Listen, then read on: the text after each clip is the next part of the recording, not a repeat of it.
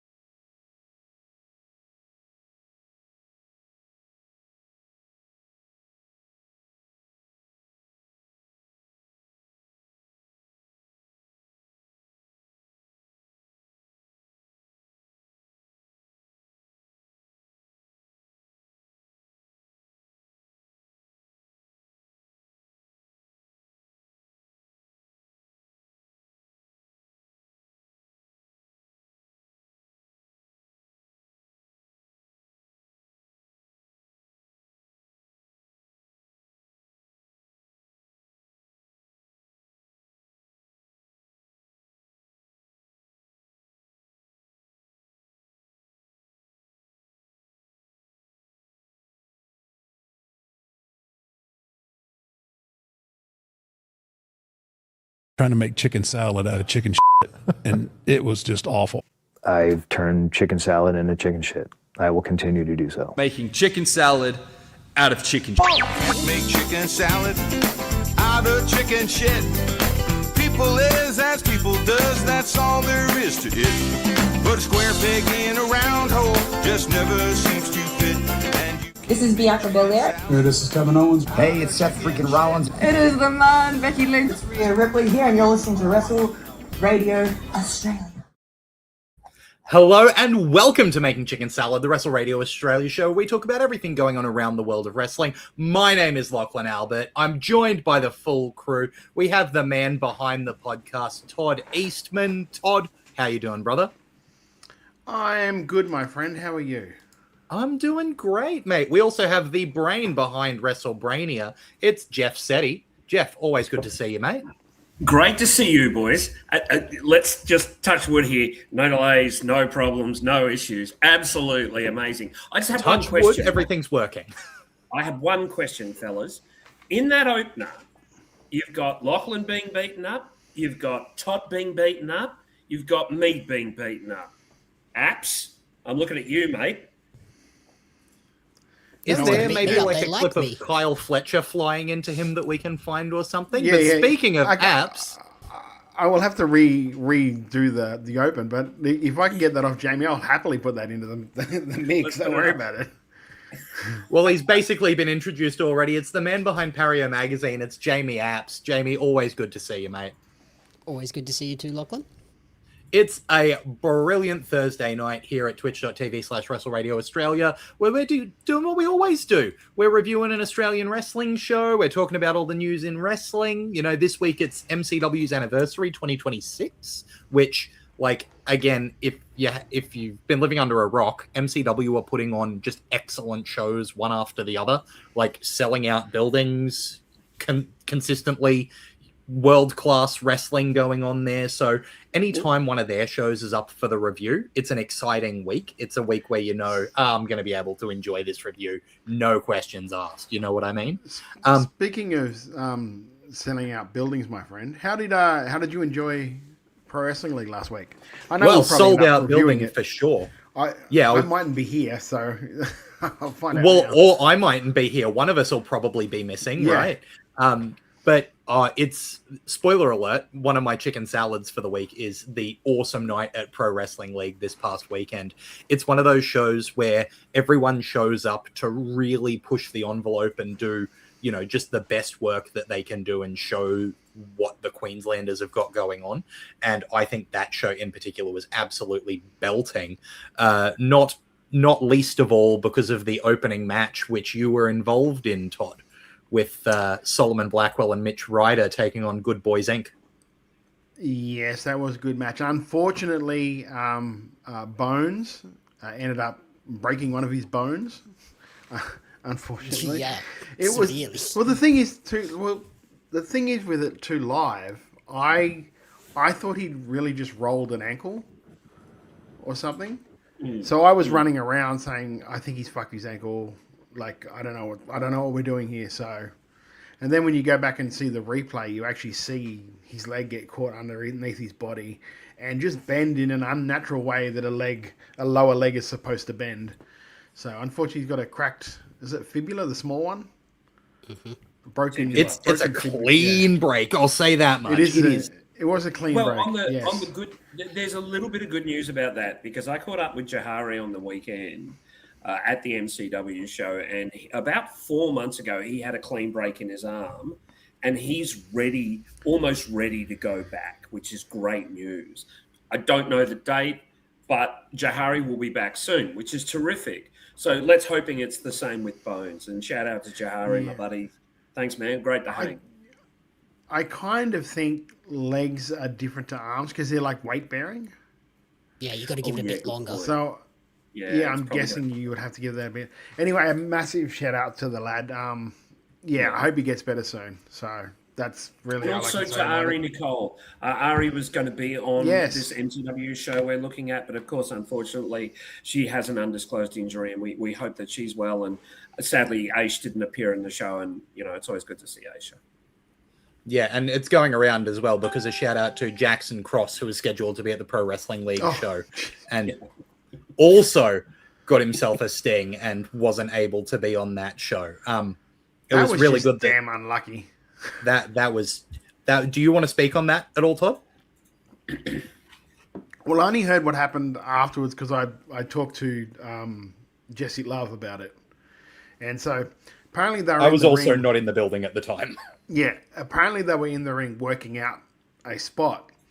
And it was at a certain spot where it was like a crucifix into something else. And then halfway through them going through the spot, the lighting people started testing their lighting. And so they cut all the lights out. So when all the lights got cut out, apparently Jackson accidentally kneed Jesse in the head, which caused Jesse to sort of drop Jackson straight on the top of his head. Which caused like a stinger type thing. So we all got because I went to lunch and come back and like Jackson's just lying in the ring, like surrounded by people. The entire like, show has changed.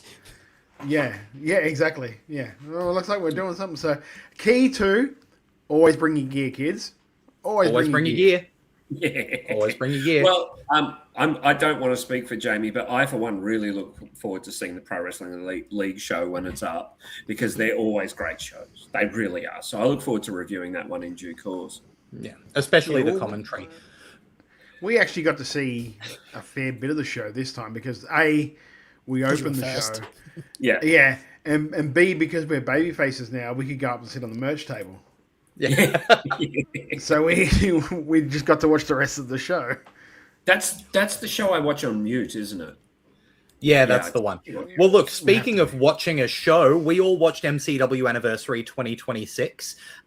This one was obviously a belter. I believe, Jeff, were you there in person? Yeah, I was there live. I'll give you my thoughts at the end of what the live experience was like, but generally a really fun time. Spoiler And to alert, talk- Jeff even worked on that show. It's like we've got some Jeff interviews post show. So he worked hard. The young lad was on the clock as well as watching the show. I think they're called I SETI ran views. around. I ran around after that show, and a few people spoke to me, which is kind of cool. Lovely. I will say, like, obviously you'll talk about the live experience later. We know that MCW is really, really on top of their production. One of the elements of the production in this show that just caught me a little bit was there was a mic which was occasionally either going off or muted, which just made the crowd noise and the noise in the ring dip out and then dip back in occasionally in a way that was really a little bit strange. I don't know how much of a workaround there is to that, but if that's the only real production criticism I have, that's a win, right? Were you listening to it with headphones? Yes. Or would you? Yeah. See, I didn't really pick it up. I didn't pick it watching up on the without. TV or iPad. Yeah. Yeah, no, I had these babies on, so, you know, it was really clear. And even then, it was just because of, you know, how closely I watch shows that it was noticeable that the crowd noise was dipping a little bit. Macho Man Andy Savage says that his experience was a little bit different to Jeff's. It was the weirdest crowd vibe of any MCW show he's been to. Interesting to hear, Andy. I will acknowledge that there were a few elements in the crowd who tried to take over the show, and it worked at one point and not to the betterment of the show, in my opinion.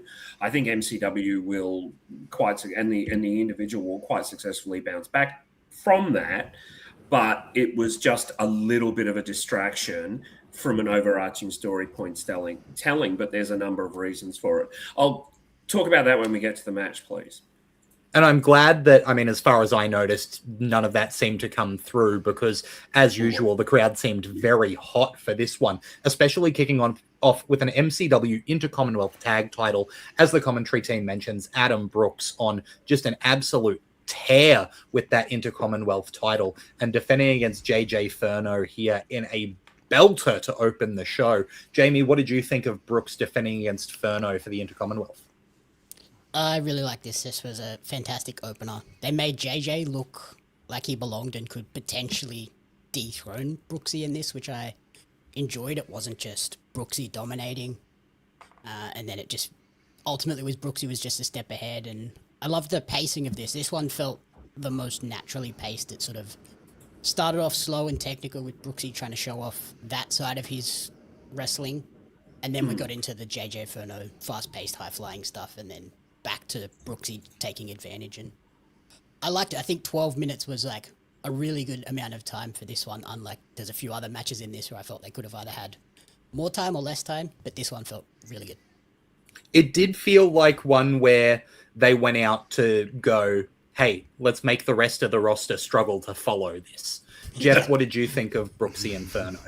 Obviously, this was terrific. I took a mate who hadn't seen an MCW show in many, many years, and he and I, he turned around to me and he went, "Oh, I remember Brooksy," and then Furno just blew him away. Furno was upstairs later, and I said, "Were you happy at this? Was this good? How did Brooksy feel?" And he's like, "Look, everything's great." And I'm like, "Well, I hope you come back soon, man." This was a terrific match. Like, you're quite right. They did go out there and go, now top that. Let's see you top that. Yeah.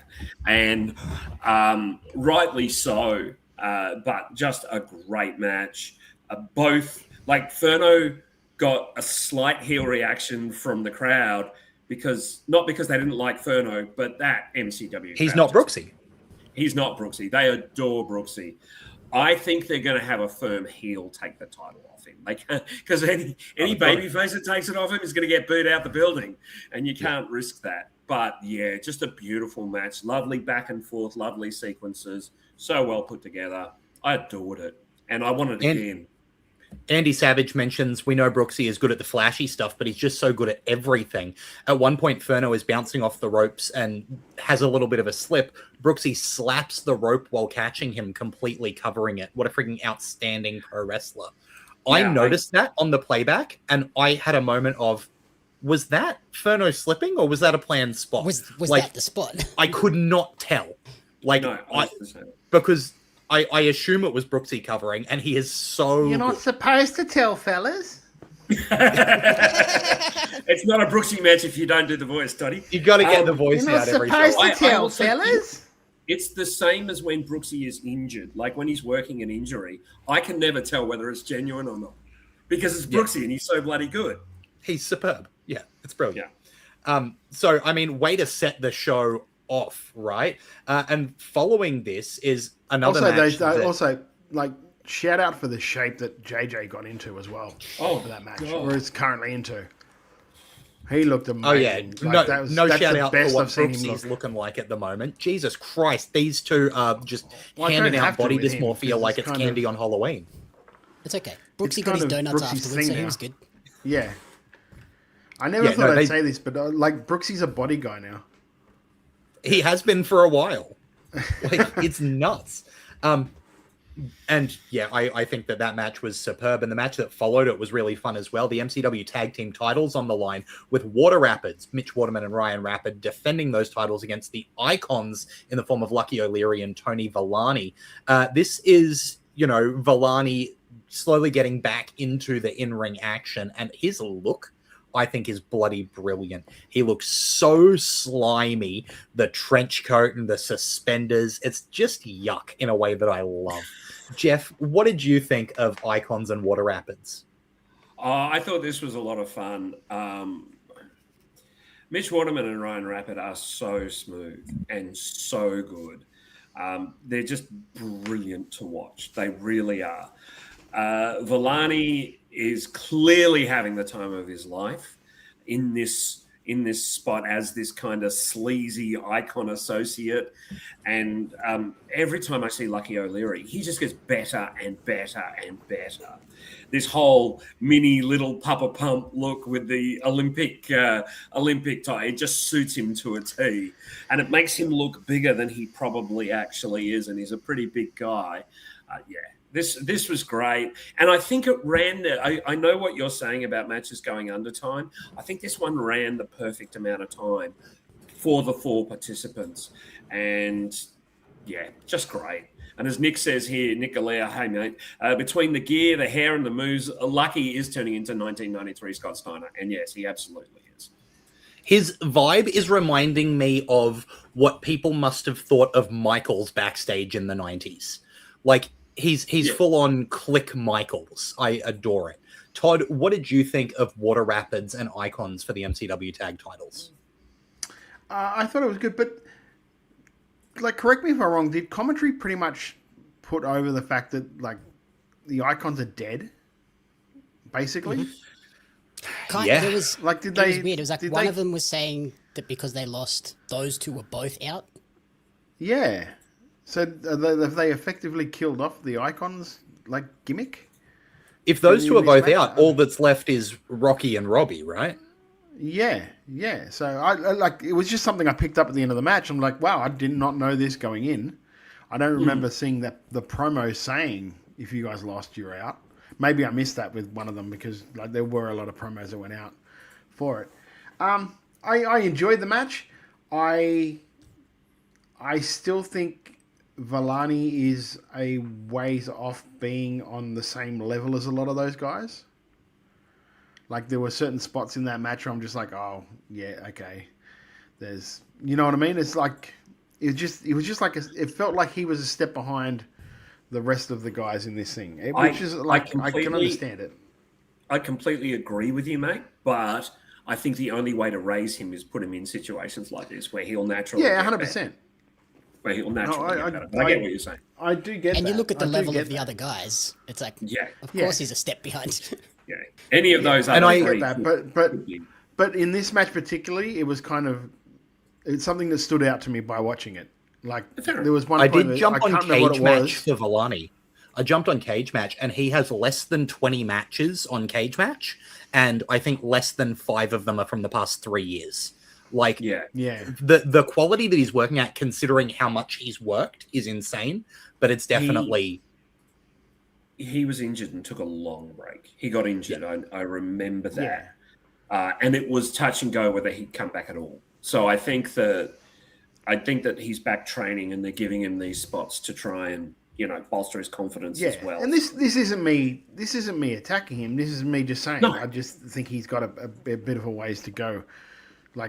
Because it was more obvious in this match than it has been anywhere else I'd seen him do anything. Overall, I thought the match. I think it was very much it was kind of a paint by numbers match where you knew Water Rapids were getting the victory here. This was sort of just like, we need to keep them busy, so here's a match for them. We'll throw these two guys in there, and it'll be entertaining. It'll be Lucky will be a great base for the two of them, and it'll be fine. So yeah, I just thought it was fine. I didn't blow my doors off, but I don't think with the opponents that they had, I don't think Water Rapids could have had a blow your doors off match. I don't think that was the point of this match either. I think it was more to just showcase how quick and how good Water Rapids are, and I think that's what this achieved. It was so fast. They packed in a lot of stuff into 9 minutes. I think maybe a little bit too much at times as well. This was one of those matches where it was a lot in 9 minutes. Yeah, I think that this is much more about building them up as champions, so that when they get the big challenges, whether that's the Philippe's or they bring down the Velocities or whatever they're doing, that's this is the marquee tag feud, that'll be the big thing, or Dropouts, which is the next thing. That's what I was about to say. In March, they're going up against the Dropout, and I think that'll be a fun match. I think it's a danger because that crowd loves Mitchie and Ryan. They absolutely love them. Without exception, there was no one who was trying to be a shit heel and cheer the Icons by the end of it. And that's a credit to Lucky and Tony. But that crowd absolutely adores them, so it'll be interesting to see how they react to the Dropouts. Nick Galea says, contentious thing, though I'm not that hot on the Dropouts as the next challengers. Maybe that's me. My feeling is that I think that the Dropouts are helping to build the Water Rapids portfolio more than they are the next long feud, right? Dropouts have got a lot going on, both singles and as a team. I don't think that they need to be in an MCW title feud, and I don't think this tag title scene needs them as much as this is a big team to build Water Rapids' reign. Yeah, this is to give them a credible victory.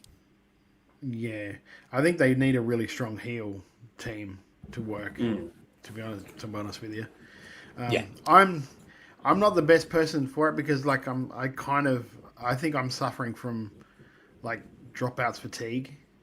I just I'm not really interested in them. Look, I guess part of it is, I but how many people are watching as many wrestling shows as we do? Especially within Australia. And those boys work their butts off, so we're seeing them in every fed that's a going. You know what I mean? So we are definitely going to be the first people to get Dropouts fatigue. Yeah, and it's also I'm not big into the really big overacting type of worker. Whereas that's basically what they're doing now. I don't think there's anyone who's more expressive. It's the TV wrestler. Yeah, well, it's not even that. I think it's more than that.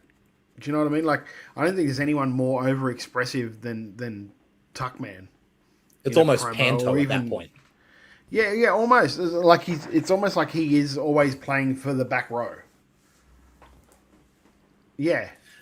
And even when someone else is talking, he's almost taking the focus away by doing that when he's talking, when the other person's talking.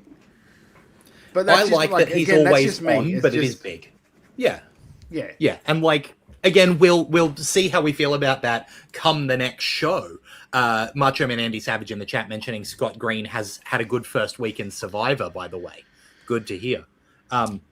Just lastly, with Tony Villani, his look, you mentioned, is awesome. Gave me big, Penguin from Batman vibes. That look. Move him to Adelaide, quick. Nick Galea says, same at Endgame, the crowd went nuts for Chelsea Dagger and then was kind of muted after. Like, they don't have the actual connection they have in Sydney once the song ends. And, like, that might be perfect against Water Rapids, to have a team that they like, but go, yeah, but Water Rapids are our guys. Right? And I think that might work. I think that does highlight an issue, though. I mean, the ring entrance is great. Chelsea Dagger's a banger. Like, there's no doubt. That's why, as we mentioned last week, it's been used by so many sporting teams. But an entrance doesn't make a team. An entrance doesn't make a wrestler. And my concern is that it's beginning here, as Nick has highlighted it. Eventually, other states will start to go, actually, guys, come on. Show us what you can really do. You look in Sydney, especially with PWA, Robbie Eagles worked his ass off to get Tuckman as beloved as what he is, to make Tuckman. Like, I'm not saying that like Tuckman didn't do his part. Tuckman 100% did his part. But Robbie really went out of his way to work with him and get him to that point now where he is in PWA. And it'll be interesting to see if he can do that in other places without a Robbie. Yeah. Well, I mean, we also talked about Scott Green last week on Coliseum having to kind of pivot and work heel against Frankie B with the reception that she was getting at Coliseum. So I think, giving them the opportunity to expand what the act is and respond to a crowd that's not necessarily immediately in love with them because of the entrance, I think is a good thing. Right? Yep. That can only lead to growth. And Macho Man Andy Savage says, in contrast, hey, Jey Uso won the world title at WrestleMania because his entrance was over. No, he didn't. He won the main title. He won the world title at WrestleMania because he'd sold that much bloody merch that they just wanted to see how much more he'd sell as champion. Let's not be naive. Doesn't matter how over your entrance is. It's about selling merch and the moment of beating Gunther. And then, with the MCW tag title scene, so the Water Rapids are over as babyfaces. Who really is the heel tag team that they can bring in? Because they've done the Phillips. But they've done the they've done them, but they'll call it back. They'll call it back. Yeah. They can do another version of the Icons, right? They can do there's so much talent down there that they can just grab people. There are a ton of what we would kind of consider thrown together tag teams that would be really good in that spot. Obviously Jarvis is doing the babyface thing. You grab Murdoch and put him with anyone, and you've got a team that's like, oh, there's tag team experience. These guys are pure heels. You've also got High Life. You've got all those other options that are around, even if they're not necessarily on this show. Do you know what I would do? And this is just me. This is just me, like fantasy booking. The next show on there, they have their pre-show matches or a pre-show match. You bring the Marauders in and you have them just destroy someone. Then you have them come in against the physicals and destroy the physicals. Just look completely dominant, because then you've got these two big bastards that are perfect bases for Water Rapids. And they look the part too. They look like they could kick some ass. And that's the thing. No offense to High Life, they're great. Yeah, I know that. But they could still get sympathy by just beating the shit out of them. Yes, true. Yeah, doesn't take much. There's also a tag team in Perth, and I was talking to Julian Ward today, who's never been booked in Victoria for some reason. ATO, yeah. Bring ATO across, and that's, even if they lose to Water Rapids, that legitimizes Water Rapids huge. And it's a great match. Yeah. ATO, you could bring Slats and Marcus Pitt over again because they have been in MCW several times. Bring the Pulse. Pulse would be good. Bring CBTM up.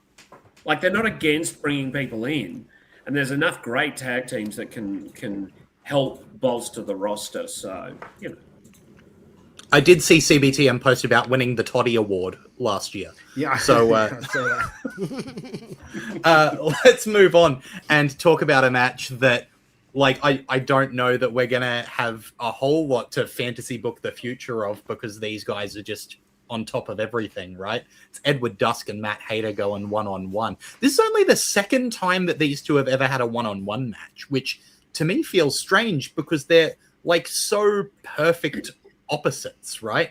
They're those old classic,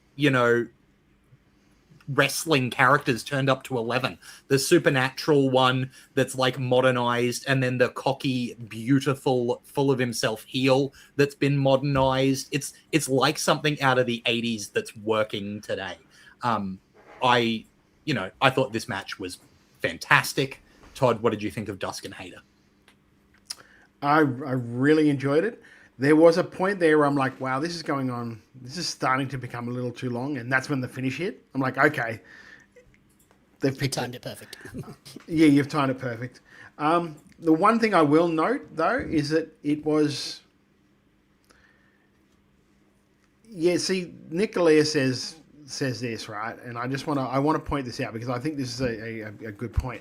He says, match was showed by space. This is the match where the loud heel fans who loved Hayter were super loud. Do you know what? You can have the loud heel fans, but the other people have to agree with them to help chant for the guy. So this was the first time I've seen in a match and through the build of like Dusk where like the charisma of Matt Hayter was really something that Dusk was having to fight. Even though he was like being a heel and showing all the heel characteristics, he still has that charisma that is probably the reason, or one of the reasons why they haven't elevated Dusk to that spot just yet, to that title spot yet, because heels can still come in and get that reaction over those him. Pockets. Yeah, I think it's a real test of Dusk, and I thought he did really well for it, but he was also very noticeable in parts of that match. And you can't just blame it on a pocket of like heel fans because the other fans have to agree. Yeah, Hayter is just so likable. Like he's so good at what he does that it's hard not to cheer for him at times. Yeah, likable. Do you know what? Likable is not the word though. He's so hateable, but you like it that you hate him. Yep. Yeah, it's a charisma. He's magnetic. I think that this pocket of fans were going to try and take over the show at some point. They did try it again later. In the main event, and the crowd just kind of went, "No, fuck off, enough." Yeah, almost But you know what? That proves my point. Yeah. Here's the question, I guess, Todd. Other than Brooksy, is there a babyface in MCW who people wouldn't cheer Hayter over? Probably Jarvis, in my opinion. Yeah, maybe. I don't. Maybe. Jarvis would do well. I don't know that he could get everyone on board against Hayter. I think Hayter is. Those promos are so funny. Even when they're tearing down someone they love, they're so funny. Nick Galea says from being on the floor in the guts of the crowd, the Dusk versus Hayter split was probably 50-50. Hayter is such an entertaining character, he's hard to boo. Yeah. I'm not denying it. I think Hayter is one of those heels that are so good at their job that you go, yay! Oh no, what am I doing? Like, what the hell am I doing? Maybe Mitch? Maybe the Mitch crowd do Waterman. love Mitch. I think also like it's a hard thing, but if you want to be that guy in MCW, that's something you have to get over. Yeah, you have to get that also support of that fan. And I think Dusk is great, but I think his face mannerisms are more understated than most faces, and I think that this is, from my perspective, and of being in the building, the crowd weren't booing Dusk in isolation. They were cheering Hayter. And yeah, they weren't booing Dusk. They weren't booing Dusk, but they were cheering Hayter. They're like they were cheering. There was no point where they didn't like Dusk. Yeah. Here's the other question. They kind of just liked Hayter more. Yeah. Because I can also see this match happening with the dynamic reversed. I can see this match as a Dusk heel Hayter face match, which they could totally do. You stick it in RCW, bing, bang, boom. And I'm not convinced that it's not still 50-50. I am. Oh, 100% no, I am. absolutely not, because Dusk is so good, he would change completely his mannerisms, the way he works, his working style. He'd slow everything down. No, they wouldn't do the same match in RCW. Absolutely Yeah. not, mate. It's totally And I different. That's think it's like- crazy talk. The Dusk, the Dusk supernatural character just screams heel to me as well. Yeah. It doesn't, it's not babyface for me, which makes I- it hard because it's like, us, we see how good he is. But the casual fan looks and goes, oh, he's kind of like Undertaker-y. But see, I don't see Silver. the Undertaker-y thing at all. I don't see that at all when I like Supernatural. I don't. So I just see him as a dude that like wants to get in there and like he says he likes tasting his own blood. He wants to get in there and fight. That's what I see when I see Hater. I don't see Undertaker. I don't see Supernatural because nothing ever happens in his matches that is supernatural. Yeah. Like You mean he Dusty? never. Yeah, like he's never like indestructible for a point. He's never. He's just a dude that wants to that loves the fight. And gets in there, and like a fight doesn't start until he gets punched in the mouth. Do you know what I mean? Like that. That's what I see when I see Dusk's work, and I think that could be a real thing if he works on that more to get that sympathy out of the crowd when he's getting beaten up. That there comes a point where he switches and just goes, "You've hit me too much now. I'm fucking done." Well, Andy You know what I Savage mean? in the It's just- chat also says, I think this Dusk babyface character is still not at all fleshed out. I think it's making it hard to cheer him. He didn't feel very over on Saturday night as compared to Hater, who's so entertaining. I also wonder, like we were saying, like I think one of the guys who the crowd will cheer above anything is Adam Brooks. And the coming out of like Edward Dusk in MCW was this long Adam Brooks feud that they did where he was the heel. And then it just kind of pivoted from there just all without of a there sudden he being a was a face. definitive, like, he's a good guy now for this reason. It was like, no, we've seen him do really good matches and he wants to take down the icons. So he's a good guy.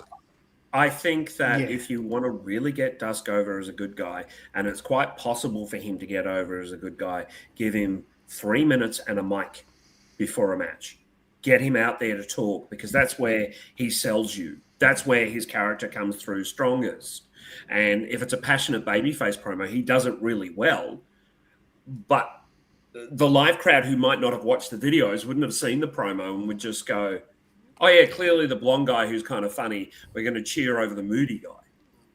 Yeah. Especially Yeah. like, as Nick says, the MCW crowd is probably like the most casual of casual fans in Australian indie wrestling. So they might not be all over the socials seeing every one of these promos that Dusk is cutting, and they're just seeing him in the ring and going, oh, he's the moody, he must be the bad guy. Yeah. Nick Galea saying also, for me, the Dusk that has appeared at times where he's a lot more the guy that wants to fight and is a regular bloke is a lot more relatable. Hence why the Rocky feud worked so well. 100%. Great point, Nick. 100%. And that's what he Great needs to lead into more.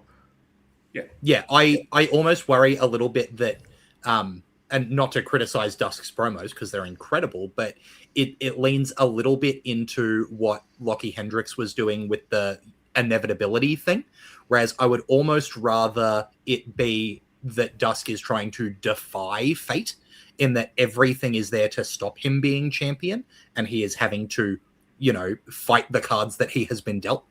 I think is more interesting than this is my destiny. And I think just that little flick might be the thing. But again, I think it's getting that story to the crowd.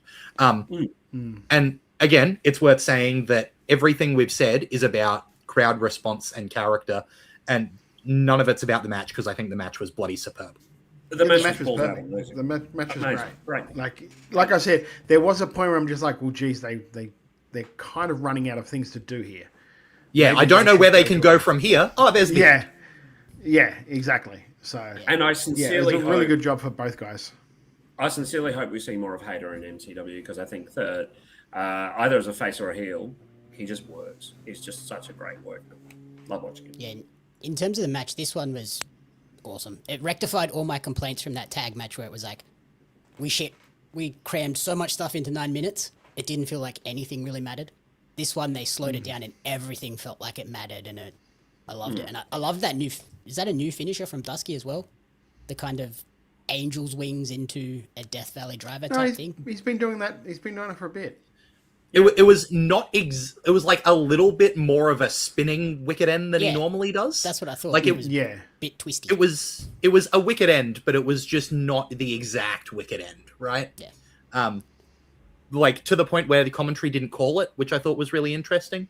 You know, I really like what Nick said here, which is in reality, we can talk about everything on these shows, but I think against anyone other than Hater, he'd get cheered. I think that speaks more to how much Hater is just such a massive presence than any flaw in Dusky's character. That has absolutely nailed what needs to be said, Nick. Well said, mate. yeah, but I do think it's fair to say that MCW is looking for the Adam Brooks, Mitch Waterman, Erica Reed, Caveman Ugg, like the connection with the crowd where they go, this is our guy and no one can take this from us. Like that is something that I want to see them build that relationship between Dusk and the crowd. I agree with that. Yeah. And I think maybe something like the eventual title win would do that. Yeah, I agree. Speaking of a title win, we have a new MCW Women's Champion after a three-way match where Shay Cassidy managed to pin Erica Reed in a triple threat match, also including Katie Lux to become the new MCW Women's Champion. And it was kind of incredible that the confluence of things going on that let a babyface pin Erica and the crowd not be furious at it. The crowd were like, Yeah, the fact that Shay is nailing it right now, and I think is an awesome pick to hold that women's title, is one big factor. And the other big factor is Katie Lux targeting Erica Reed, really making sure that, you know, Katie's focus on Erica, it was Erica's downfall, not that it was just Shay out wrestling her one-on-one. And then ending it with Rocky Monero coming out and encouraging Katie Lux to continue the beatdown on Erica, really like stuck the needle in on what's going to be Erica's role going forward.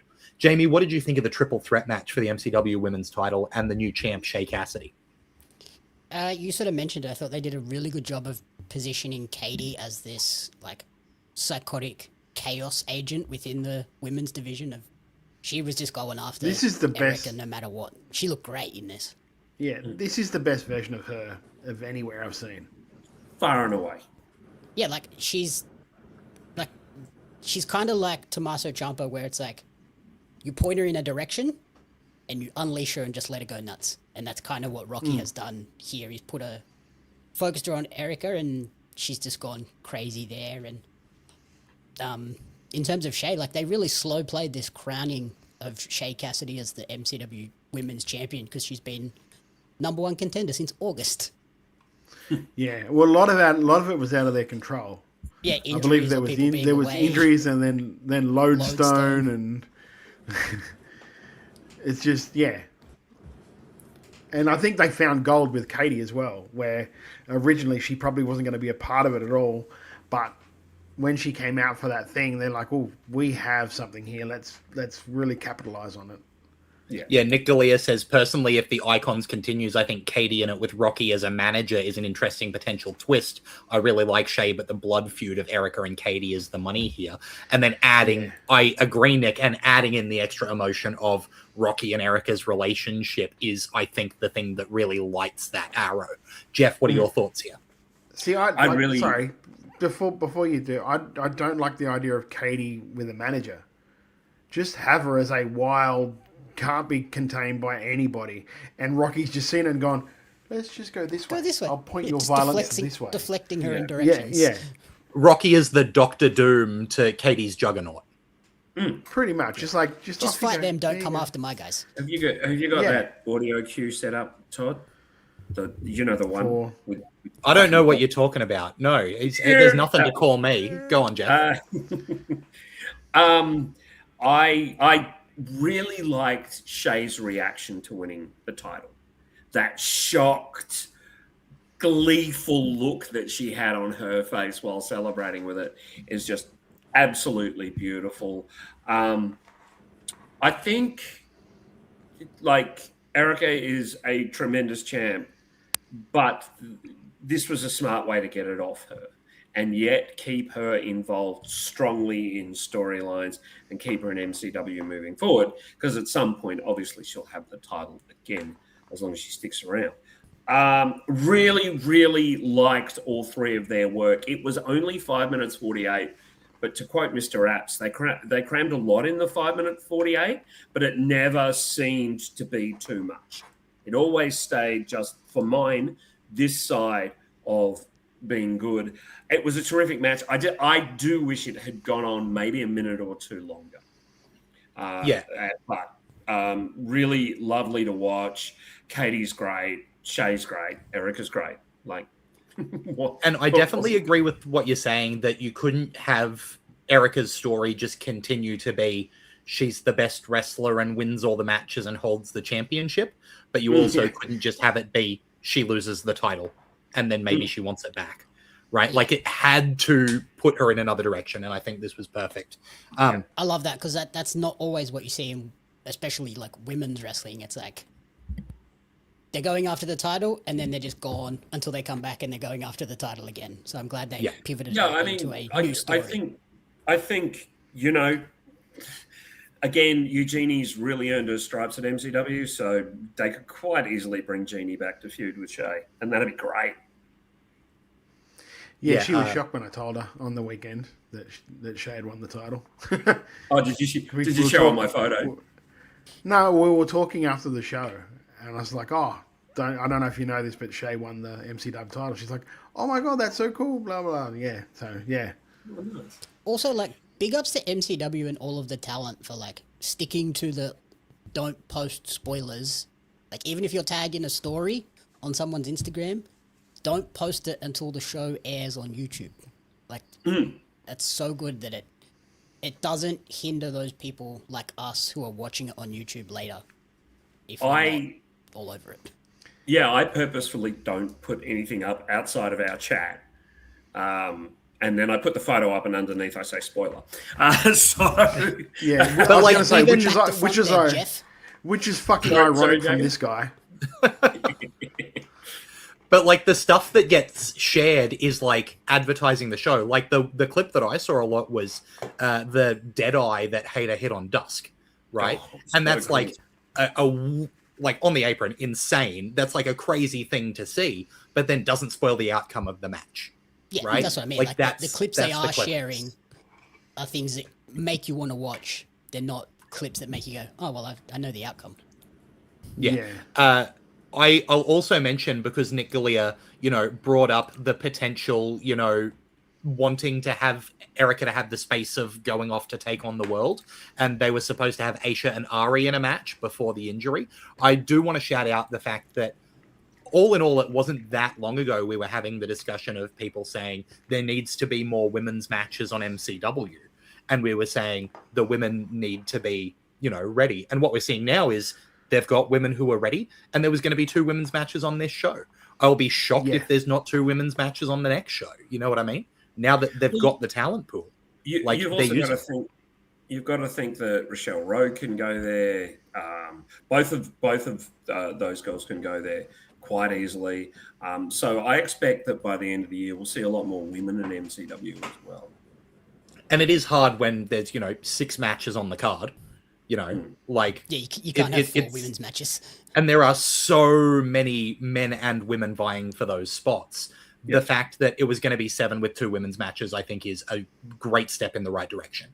But moving on to, and speaking of how many people are getting onto these cards, 6-man tag action with the Physicals, Jimmy Castle and Johnny Jets with the Clydesdale managed to get the win over Anth Kava, Jesse Lambert, and Lucas Fantasia, largely as a result of the Clydesdale kissing Anth Kava's mum to enrage him. Jamie, what was your opinion on this 6-man tag action? This is not my style of wrestling. I don't like the sort of comedy, silly stuff. Like, this was a big change of pace from everything we'd seen before, and it didn't really click with me. It felt long for one of the shorter matches on the show. And there was also one of my pet peeves in this too. Anth Kava, the other team had just come out in all red. And then Anth Kava comes out to lead his team in red. In red. Damn it, Ant. Especially when both the other guys on his team were in green. Yeah. You Surely leave I'm- Ant Kawa alone. Surely I'm gonna Ant cut Kava has Kava. green. Just a touch of slack here. He a couple of days before this, he lost a family member, so he acknowledged that he wasn't. And I hope I'm not talking out of turn, Anth. You know, mate. It was acknowledged on commentary. Yeah. I think the world of you, but the fact that he just lost a family member probably meant he wasn't quite as crisp In as the normal. headspace for it, yeah. My thoughts on this, if you don't mind me jumping in now, is they should have swapped this in the tag match, in the opener. Sorry, they should have swapped this in the Intercommonwealth if possible, because I think that would have produced a better flow. The only problem is Robbie and Chavez might have had a spot of trouble following that incredible match. I think that's why this was where Yeah. it was. And then also it's tag into tag. When you've Yeah. got 2 tag matches on the show, they're both opener. Like, and then you put just like singles title at the end of the show. Like, Yeah.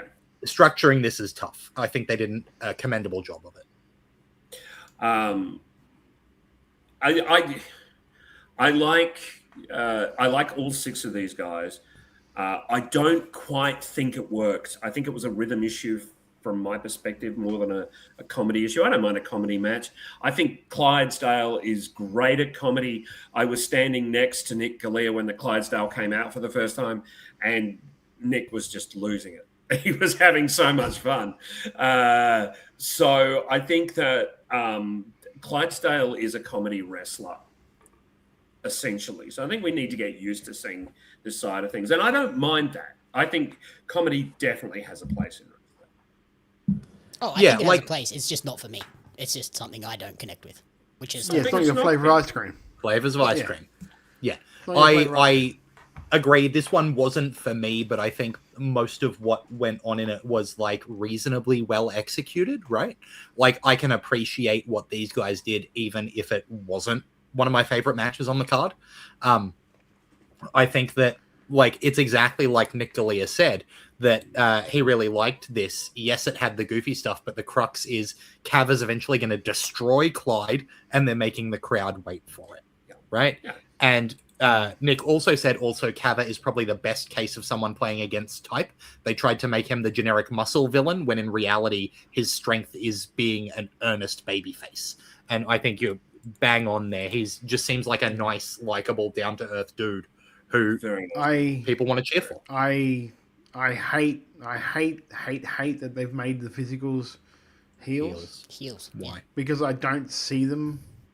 I don't even see them working like heels, like in their matches. So, like, to me, they are the perfect baby faces to get good heel heat and good babyface sympathy.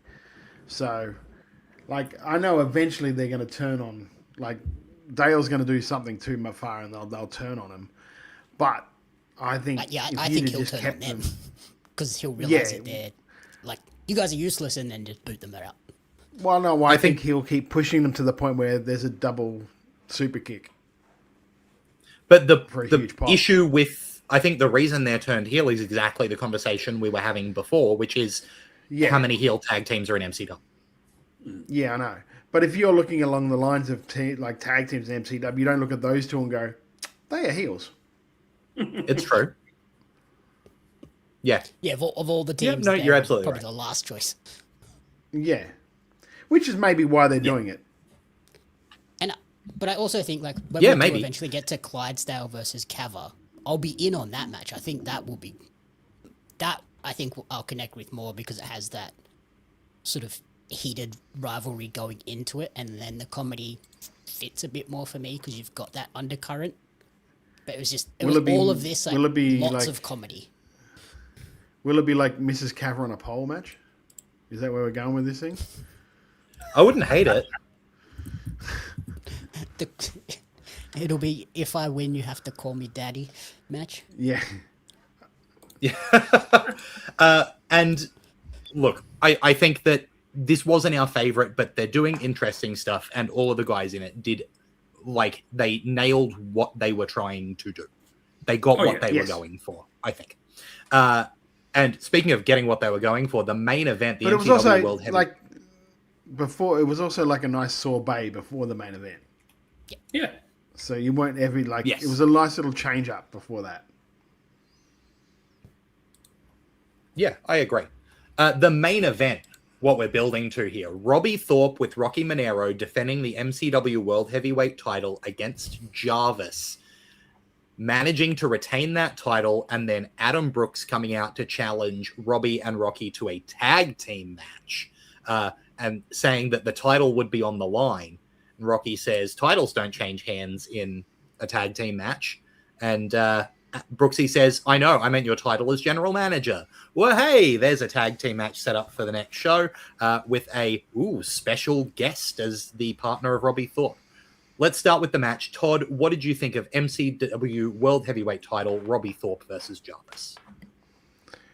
I'm becoming more.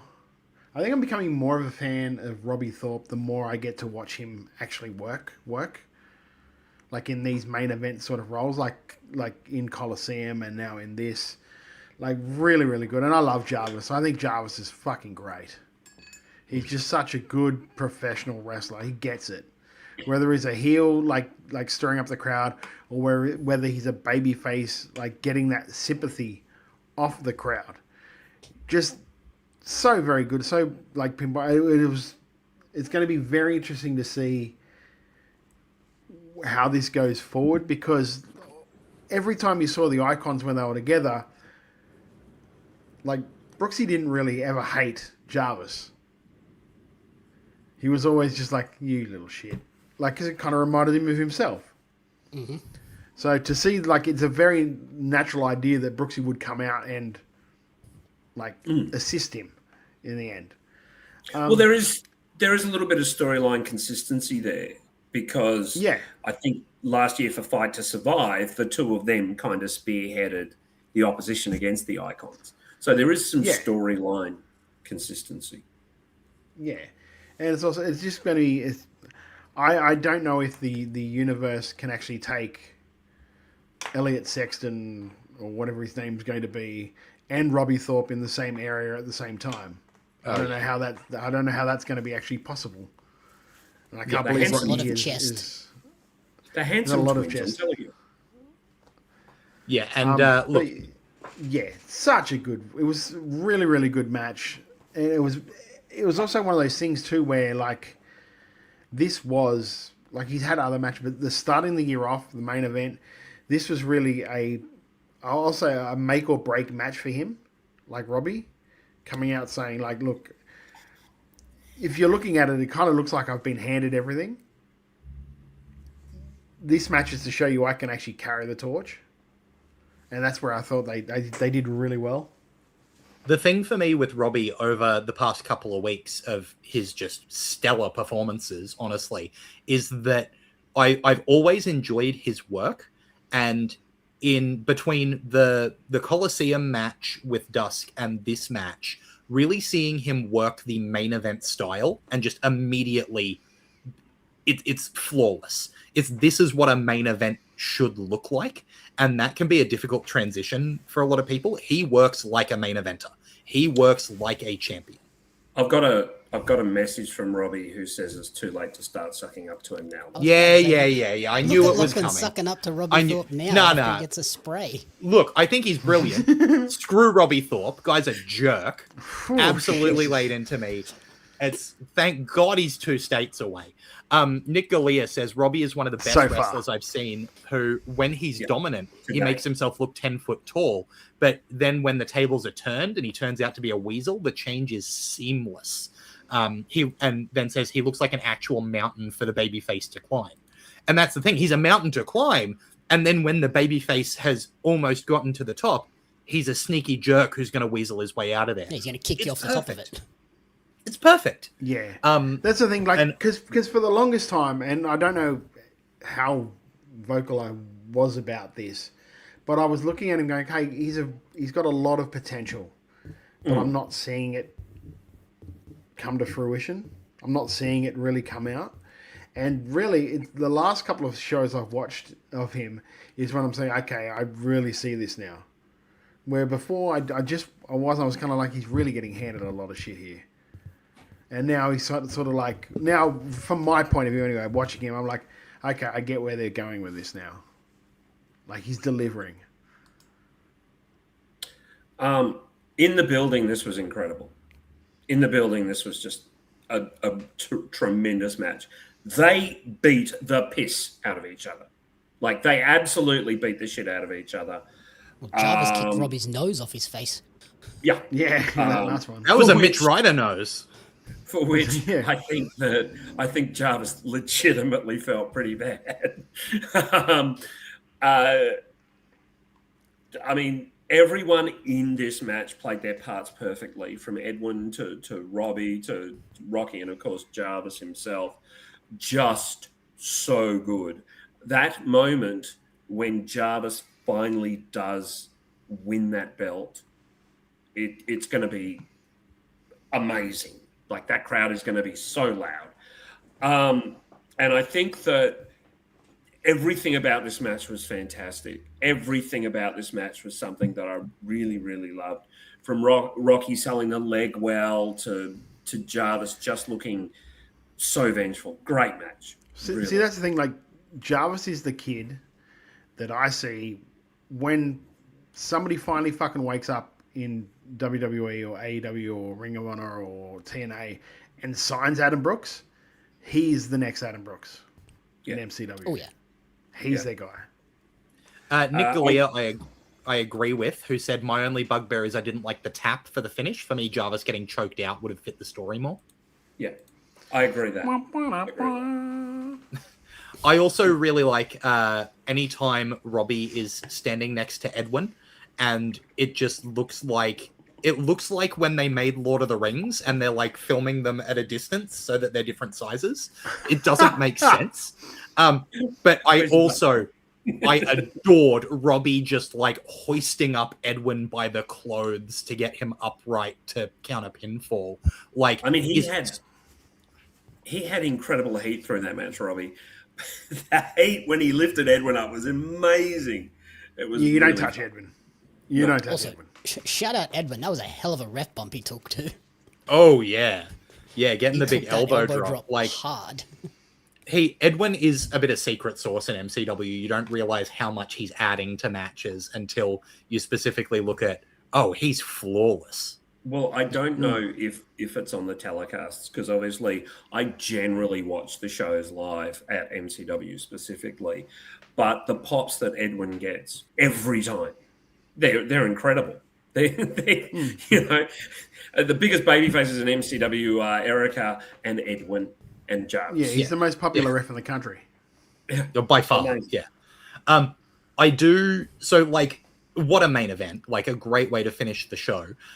There's something that I think I have to bring up that did bring this show down a little bit for me. And again, I know it's a thing that I hyper-focus on because I do it. But Bharat Sundarasan, who was doing the guest ring announcing with Lindsay not there, obviously Lindsay leaves some very big shoes to fill in terms of ring announcing. But for me, Bharat, who I think did, like, we spoke about him doing quite a good job at StarCast as like an interviewer, you know, hosting those conversations. I thought he was quite good. This role did not fit him. There's the big thing that I had is that and I'm not saying that this is true, but it sounded like he wasn't excited to be there, right? Yeah, it sounded like he was reading out what the match is because that's his job. Rather than being excited.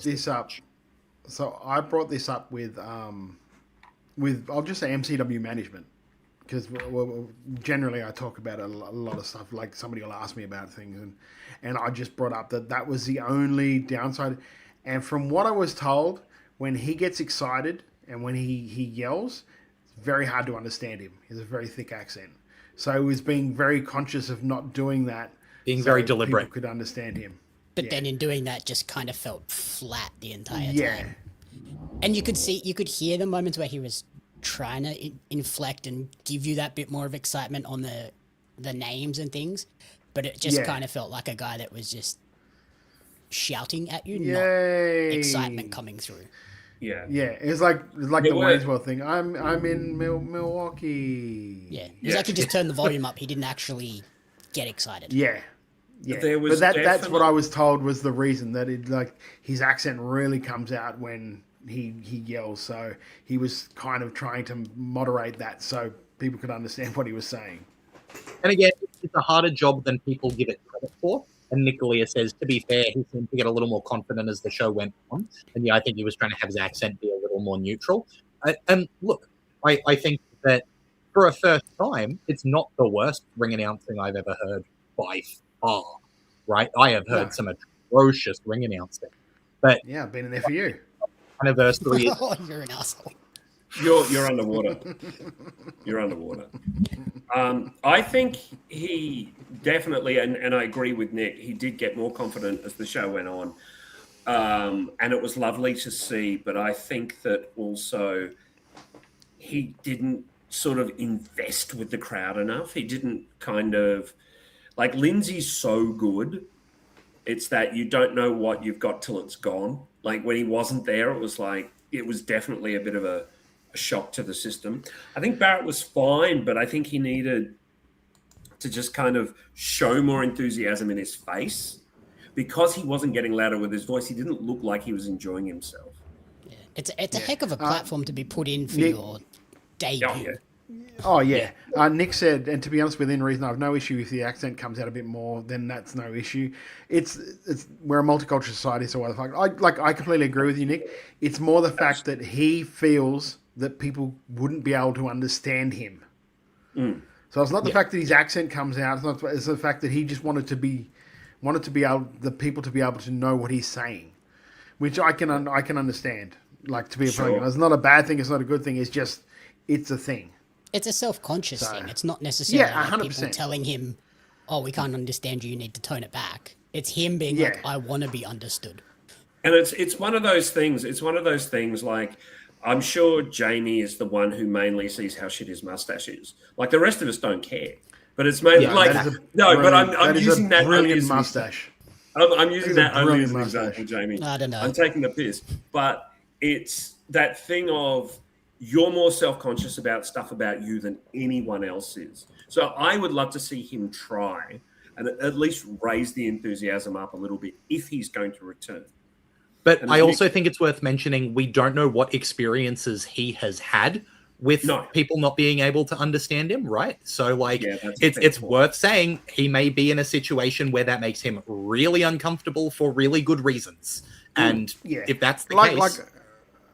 The thing I actually said to MCW management was like, I think he would be great as your backstage announcer. He would be great as your Mean Gene. Backstage interview. Like he would be great as that. Like this is not anything about like what he's like at his job. I just think that is not the best place for him. Especially when you've got like Nick says, Lindsay Howarth, who is legitimately one of the best ring announcers in the country. Yeah. Country might be an understatement. Like interviewing is like Bharat's job outside of wrestling as well. So putting him in that backstage interviewer role would feel a lot more natural for him as well. And you've got that opportunity of like, if you flub something, you can fix it. You go back and do it again. Even once crowds see him a bit, he can be an on-stage interviewer as well. Like if someone is going to come out and cut a promo, he can be the guy who's got the stick. Great. Yeah, the Shivani spot for AEW. Yeah. I mean, you can't be worse than him. Who's Shivani? Shivani. Yeah, he's fucking terrible. Yeah. Well, look, I think that, again, this is one of those situations where if this is one of our major criticisms of the show, that shows how consistent the rest of the show was, right? Jeff, can you speak about the experience overall of Anniversary in the building? Look, like MCW put on such fun shows, and this was another one. I think that the crowd trying to ransack the main event was a step too far, and as you said, Todd, they like the crowd just elements of the crowd trying to ransack the main event got a little bit sort of. I think crowds were over it at that point because they had tried a couple of other times to kind of cheer the heels, boo the faces, whereas the narrative is not what people generally want, especially Jarvis against Robbie. Like they were trying to get the crowd to boo Jarvis, which is just not possible. And what a great show. What a strong way to open 2026 at MCW. Really fantastic. And also, And, my memory is kind of terrible. On the ballroom shows, the Thornbury shows, have they always had that big LED screen on the stage, or is that like a newer addition? They've Because I remember had when I was going, they didn't have it. no, Not no, no. always, They've had but it, like for the last year or so, I think they have. they've had it for about the last 18 months. Yeah. And sorry, my memory's also terrible. Where can you watch this show and how much does it cost? Oh, that's right. It's free on YouTube. So head on over to YouTube, search for MCW. You'll be able to find MCW Anniversary 2026 for free. And like on top of like all of the great things we've said about these matches, it's also one of the shows that timing wise, it's a really tight 2-hour show, right? You get 6 really good matches in 2 hours, wrestling straight to the veins. You know what I mean? I think that this was an absolute blast of a watch and absolutely worth checking out. Jeff? Now, I completely agree with you. A terrific show, and I'm looking forward to seeing the tag match and more next time. This Erica Katie story is just going to get better and better. What a great situation and great impact MCW already making. But that's not all, because after the show, I ran around, I caught up with some people, and I had some chats. Todd, are we good? Are you? Yes. Send you video. Yep. So here we go. You Here's did, some mate. chats. It did. This is a new segment we're going to call Backstage with Jeff. There you go. This is Backstage with Jeff. I'm here with the current reigning MCW champ. Hey, Jeff. I don't care about that. All I care about is making Lockie look worse than this. That absolute mug was trying to have a shower match last minute Coliseum. No, that's not going to happen, Lockie. Get your money in order, yeah? Bring me up to Queensland. Who do I need to talk to? Todd, mate. Do I need to talk to Todd? You're good friends with Todd. Todd's good on the podcast. Who else is on the podcast? Jamie Apps. Jamie is amazing. He's the best person I've ever met in my life. And Jeff, he's been great to me. WrestleMania, best thing on the planet. But look, you're wearing merch like an absolute mark. You're coming into my place of work and yelling at me. Mate, thanks a number. I like you, Jeff. Cheers. Fuck you, Lockie. This has been Backstage with Jeff. Who started it? I did not start. You said you had. You said you had multiple wrestlers. What happened? I got a bit frightened after that. He was scary. I mean, I tried to get more, but So we'll try this again. We'll try this again later. Look, we will. I gave him a thumbs down. I'll admit I gave him a thumbs down, right? He started it. He came up to me. I didn't get out of my seat, right? Dude, he came up to me. You don't have to get out of your seat. You're loud. Dude, I know I'm loud. He heard you from the stage. He's going to make your face worse than his face was. What do you think? What have you got to say? Wild Angel says, solid interview, Jeff. Thank you, Wild Angel. I appreciate that. That was very good, Jeff. Well done. All right, look. Are you okay? Do you need to change your trousers or something? Oh, how about I change Maybe topic? change his How about- shirt. Yeah, I think you really need.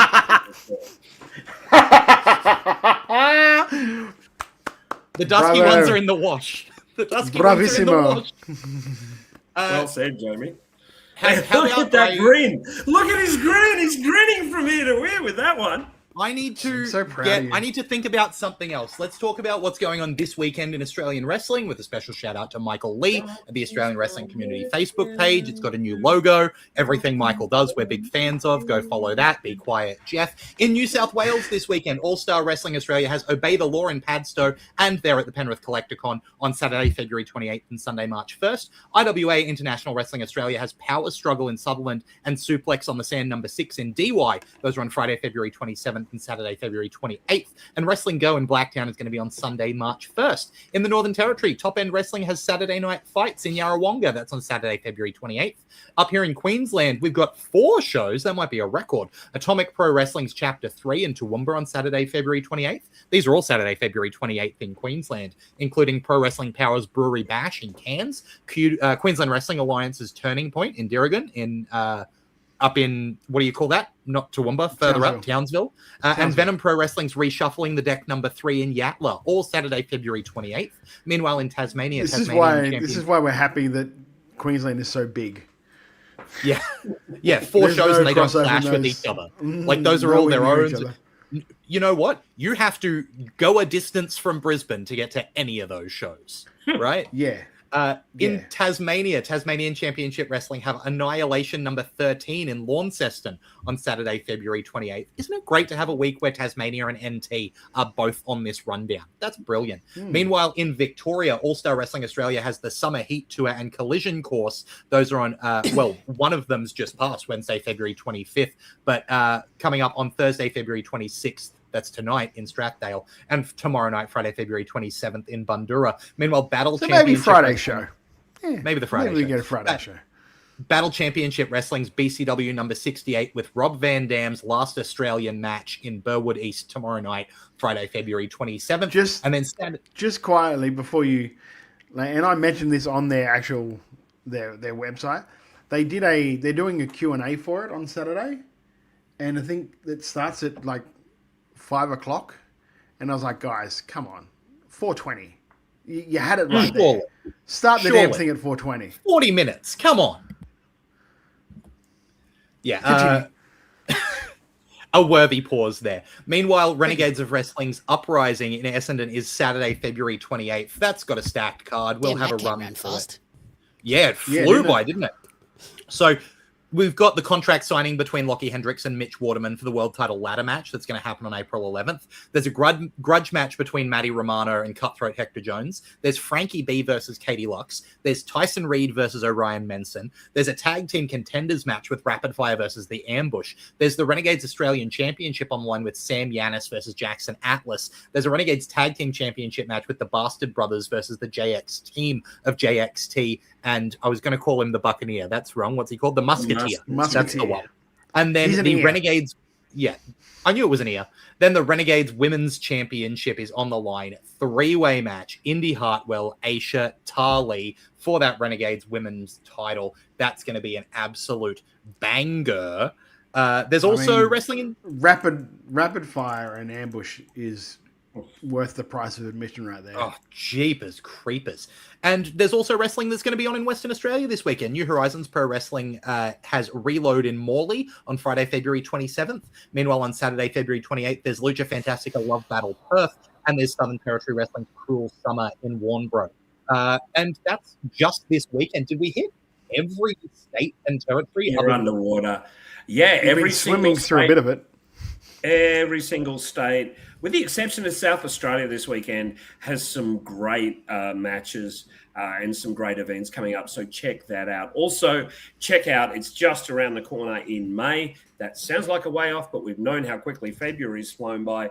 Friday, 15th of May, the Rise Against Tour hits the Adelaide Entertainment Centre, Melbourne Pavilion on Saturday the 16th and Sunday the 17th of May.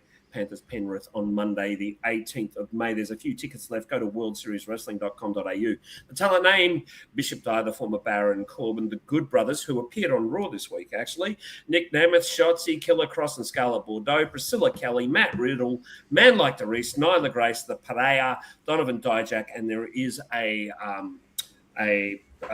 petition to get Lachlan against Robbie in a steel cage match. Don't sign it. Don't sign Everyone's got to sign that petition. There's also been Australian talent announced for that one. In Adelaide, there's Matt Basso, Dean Brady, Matt Hayter, and the Tuckman. In Melbourne, there's Mitch Waterman and Slex. And in Sydney, there's the Dropouts, Jack Bonza, Mick Moretti, and Charlie Evans. So, talk about Murderers Row. Yeah, that's going to be great. So, again, tickets are limited for that. Get a hold of them while you can. Go find some Aussie wrestling this weekend because pretty much every place around Australia has some Aussie wrestling on. Sorry if you're in South Australia and you've got to wait a week or two for Riot City or, Wrestle Rampage or whatever else is on. I think that's probably got a lot to do with Fringe. The Fringe where they've got half a dozen shows on in the span of a week. And yeah, so Fringe has got I know at least the Riot City Wrestling for the Fringe are doing back-to-back-to-back weekends. So... Yeah, So basically, if you're in Australia, get out and support a local promotion because there's wrestling going on.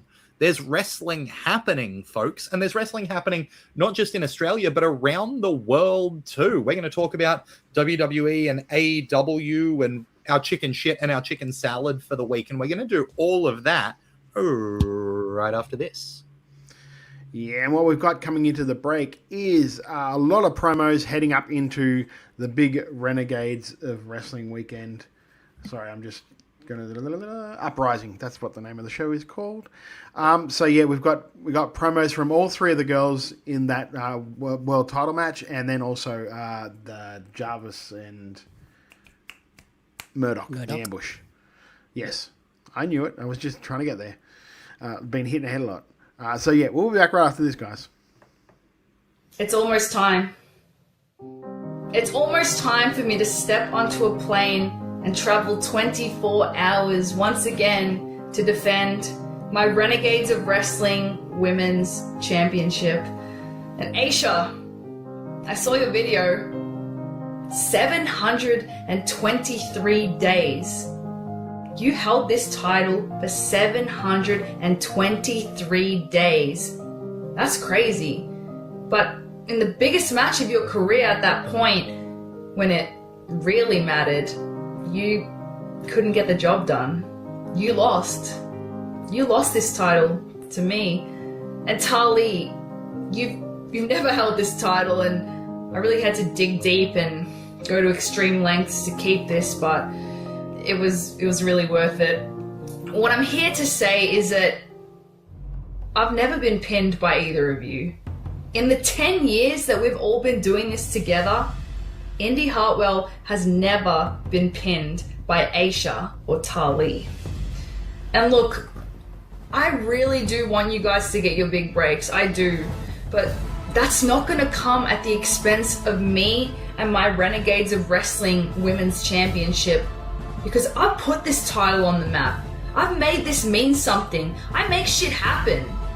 And you guys, I don't know if you guys can do it. This is the real Indy Hartwell, and this is the Indy Hartwell that you're going to see from now until forever.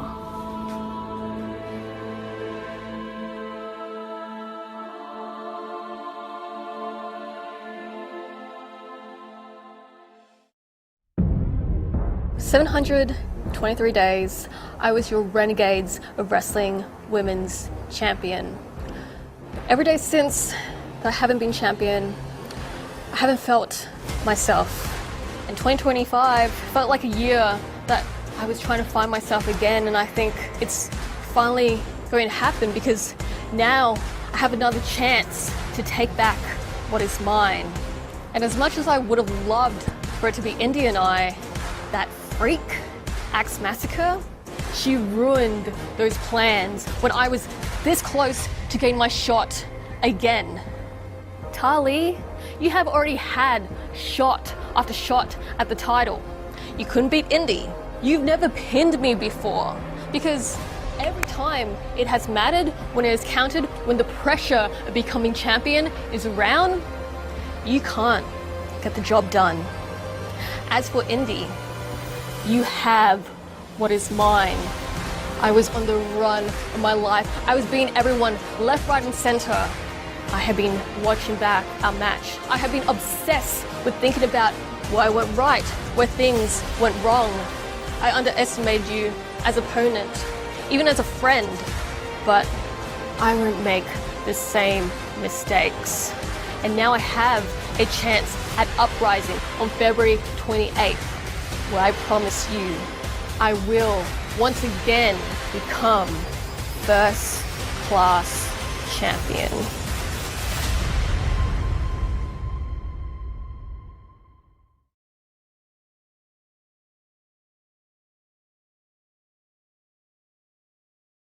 For 3 years, I've been told I can't do this.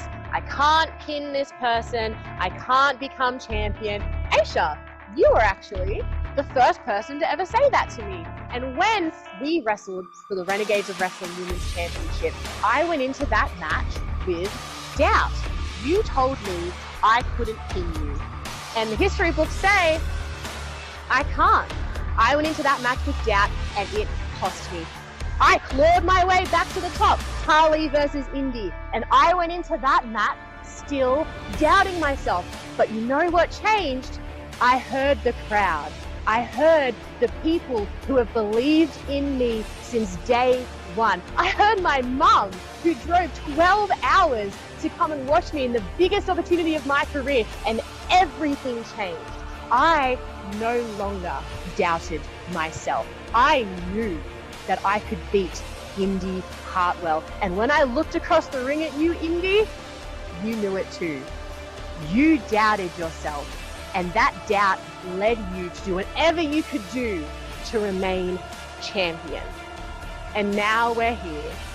It's Tali versus Aisha versus Indy Hartwell in the main event, February 28th, for the Renegades of Wrestling Women's Championship. This match means everything to me. I have been chasing validation. I have been chasing something. Now, I am something.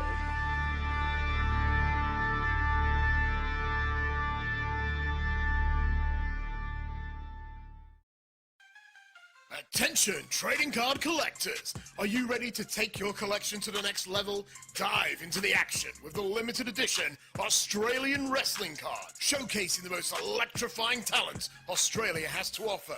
Imagine owning cards featuring legends such as Robbie Eagles, Shazza McKenzie, Shane Hayes, Madison Eagles, and many, many more. But that's not all. You'll also snag cards of the iconic referees, commentators, and announcers, just like me, Lord Andy Coyne, to truly capture the spirit of Australian independent wrestling. And as our homegrown talent continues to dominate the world stage, Ozrest cards are destined to become hot commodities. Not only will you be owning a valuable piece of wrestling history, but you'll also be supporting the amazing wrestlers and talented photographers behind the magic. So don't wait! Grab your Australian wrestling cards now at pariomagazine.com.au/Ozres cards. Order today and kickstart your collection with a bang! Same old ambush, huh? When we shook your hands, we thought it was over. We thought we had some mutual respect between us. But you idiots, you must have a death wish. You cost me the Australian Championship. As a result of the attack on Jackson Atlas, JJ Furno has been disqualified. You even went as far to try and take Ryan out.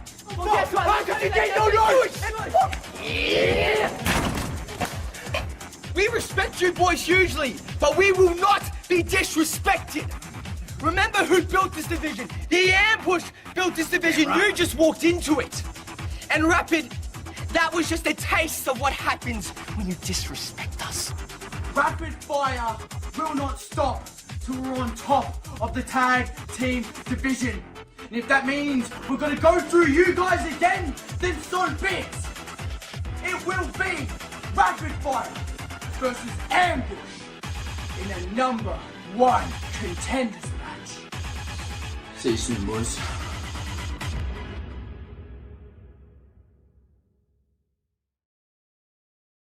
Hey everybody, it's Radar Superstar Adam Copeland. I got a bunch of handles. Anyway, call me what you want, but you are listening to WRA, Wrestle Radio Australia. Welcome back to Making Chicken Salad, the Wrestle Radio Australia show where we talk about everything going on around the world of wrestling, and it's an injury-filled one tonight. We talked about some Australian injuries at the top of the show. Here's the first of some international ones. Bronson Reed was originally set to qualify for the Elimination Chamber, but he suffered a torn bicep while breaking up a pin during the match on Raw and was unable to continue, leading to Jey Uso's impromptu win. It was later announced that Reed would be out of action indefinitely. This is also, I think, going to be the third WrestleMania that he has missed in a row due to injury. Like, that sucks. Yeah, man. I told you guys as soon as I saw it, I went, yeah, that's a torn bicep. I know that look. I've had that look as soon as I saw it, because you do that, you go down and look at your arm and go, what just freaking happened? And then, I know he tried to continue, but he realized that arm was just cactus.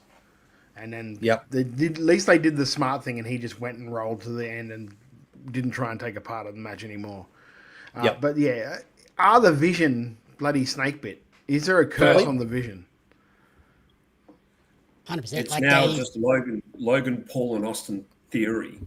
Yeah. I love and that those the guys whole, only like- just came into the thing not too long ago. It's all the whole OGs are conceit- gone. The whole conceit to set up the Vision was a fake injury angle.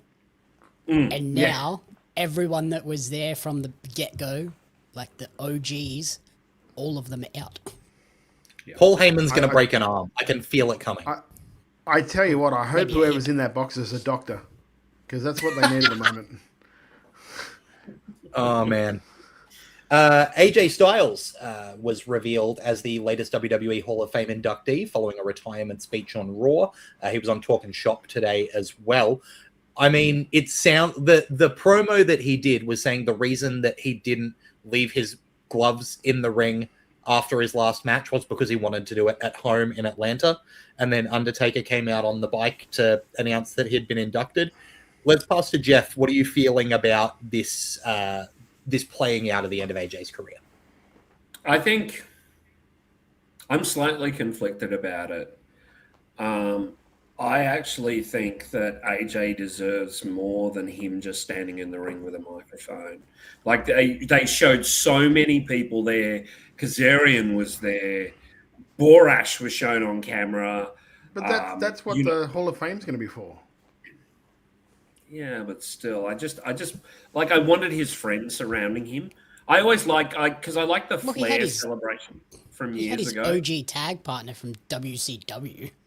Yeah, Like, Yeah. that's I mean, and they older like friends they you- showed they put everything up on YouTube of the after when everyone came into the ring and did that thing. Okay, well then as well. I haven't So seen they that at all.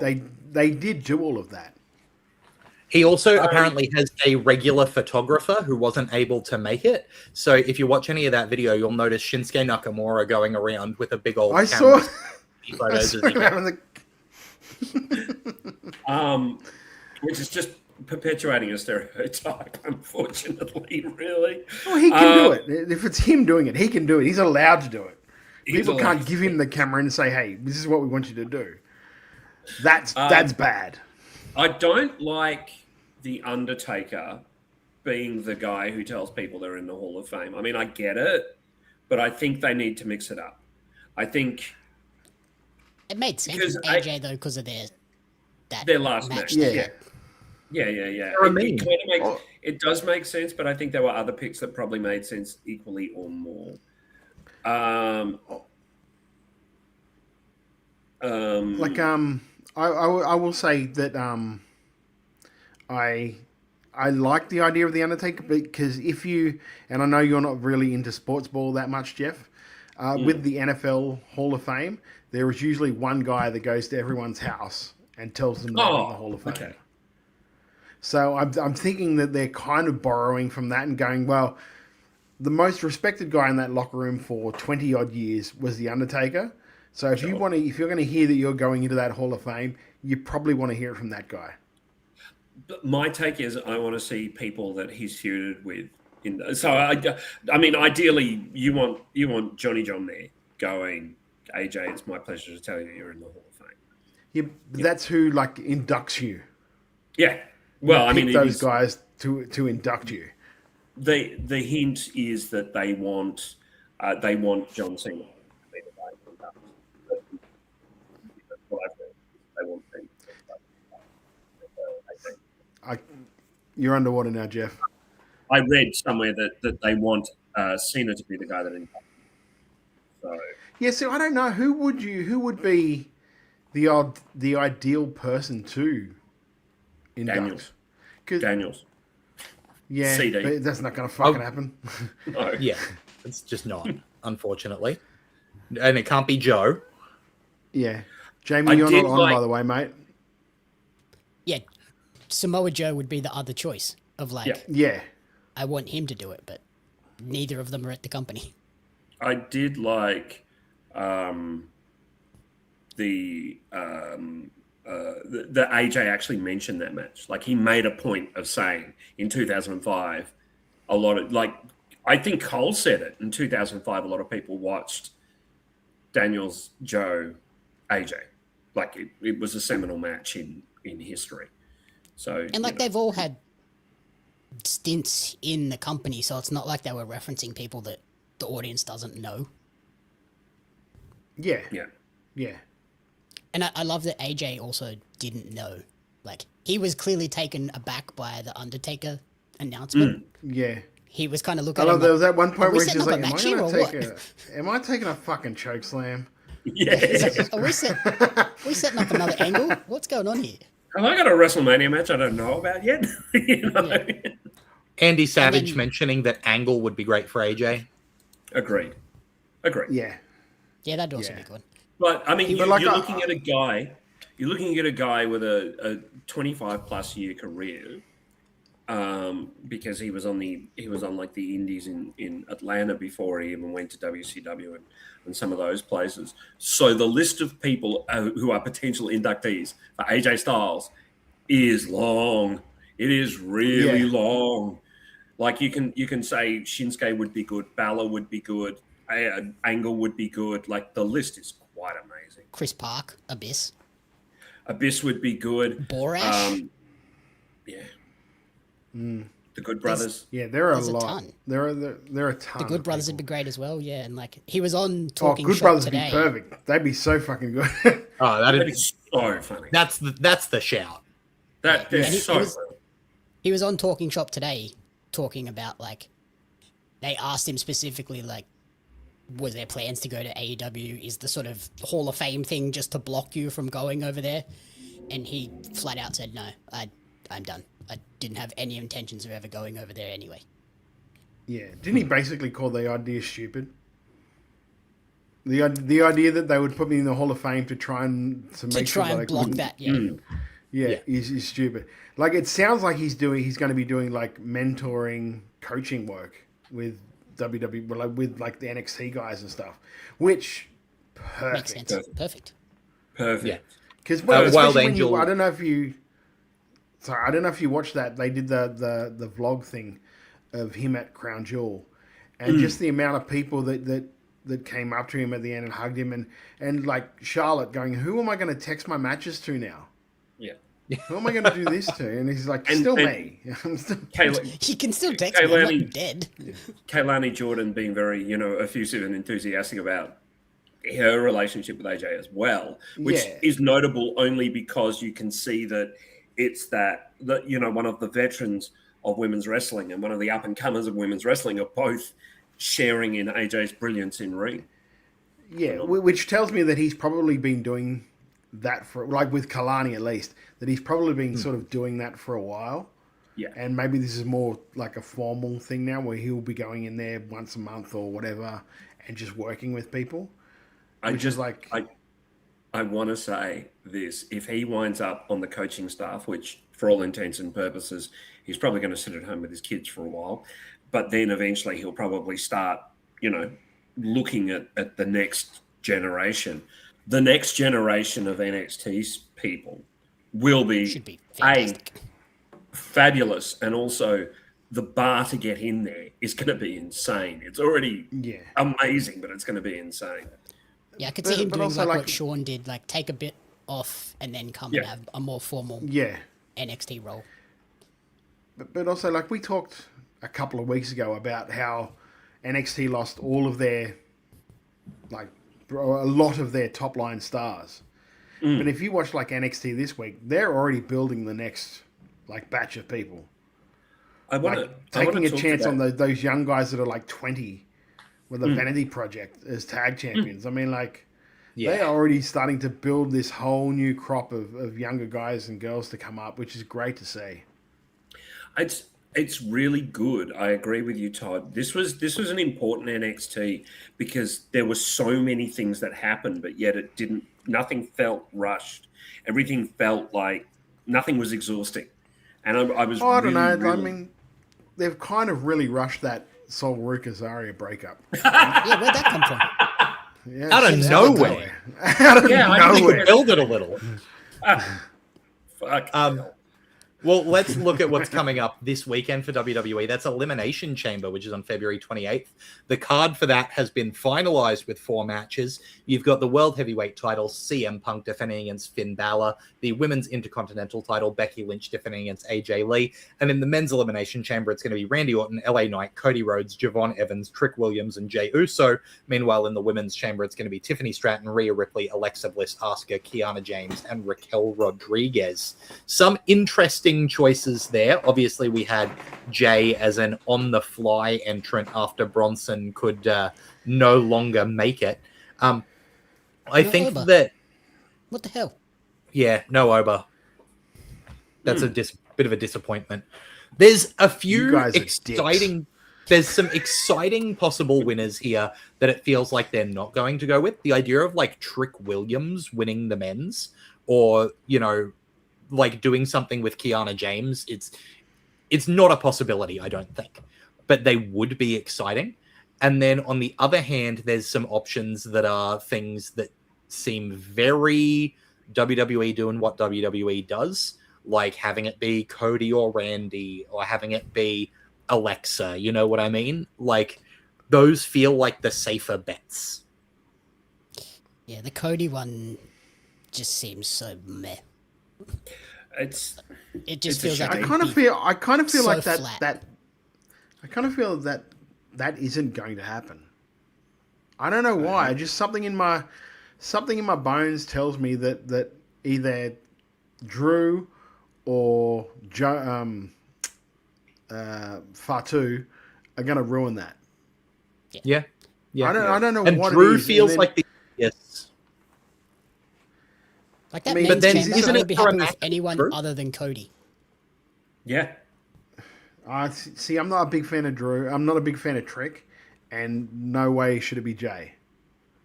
No, it won't be Jay because he wasn't going to be in the match, right? Yeah, shouldn't be. But like any of the others, it'd be like, okay. I'll see But where I you go with feel it almost has to Javon be would Cody be amazing. because Javon would be incredible. Javon, That's the one you go with because A, no one's really expecting it. B, it's a hell of a like he doesn't have to win the title, really, and he's still going to be like left like elevated from it. And even if he does win the title because Cody comes in and fucks with Drew and has him lose the title, that's you still can protect good. the champion. Yeah, he can Do you protect really the And champion. then he can think- lose it the next and night. because He doesn't lose anything. well, he doesn't even have to lose it the next night. Like, he can come out of that the winner because you still have Punk and Roman as the big, like, storyline singles main event. And then you've got the women's one that you can do as well. So you can still do this, and you're not really losing anything by doing it. And you're elevating this guy. But I don't know how much that hurts, like, an LA Knight. Like, why wouldn't you do it with an LA Knight either? And let's be honest, speaking of the women's one, like, realistically, any of those people are main event worthy. Like, Asuka can absolutely be main event worthy. The only thing with Asuka is obviously they're leading us down the path of Kyrie versus Asuka at some point this year. Yeah. It's going to happen. But this could be part of that build, right? Yeah. Is you put Asuka in the main event and then she blames Kyrie for her loss. There's so many ways you can go with this. Look, it's a great card. The two singles matches I think are a bit of a foregone conclusion, unfortunately. Yeah. How do you feel, Jeff? Because how do you feel, Jeff? Because I know that you aren't exactly a massive fan of Kiana James because of her work with Julia. So how do you feel about her going into this thing and not, say, a Julia? I'm not a fan of Kiana James. She can certainly go in the ring. Her match was really strong, her qualifying match. I would prefer to see Julia in there only because Julia is a more rounded talent. Kiana's still got spots where she's green and she's out of position. And she's got that thing that a lot of newer wrestlers have, and this is not a knock, where she's like, I'm going from this spot to the next spot to the next spot. Whereas Julia is a smooth worker and she's a complete worker. Yes, I would have preferred to see Julia in there, but I have nothing against with the idea of someone newer like Kiana James being in there either. And she's in there with some pretty good talent that'll get her through it, and she'll look great. she's gonna look like $1 million. Also, as the title holder, maybe they're elevating the title and going, we don't want Julia Neckers, we don't want her to take a pinfall. We want to make the US title be a thing. And that's kind of what I'm hoping. Because at the moment, unfortunately, SmackDown is far inferior in women's wrestling to Raw. The booking is just terrible. The athletes aren't, the booking is. I'll say I really Can enjoyed... you just confirm, is it February 28th for us, or is that the US date? I believe that's the US date. It'll functionally be the US date. The 1st of March. Okay, so it'll be the 1st. Yeah. Damn it. Can't watch it. Yeah.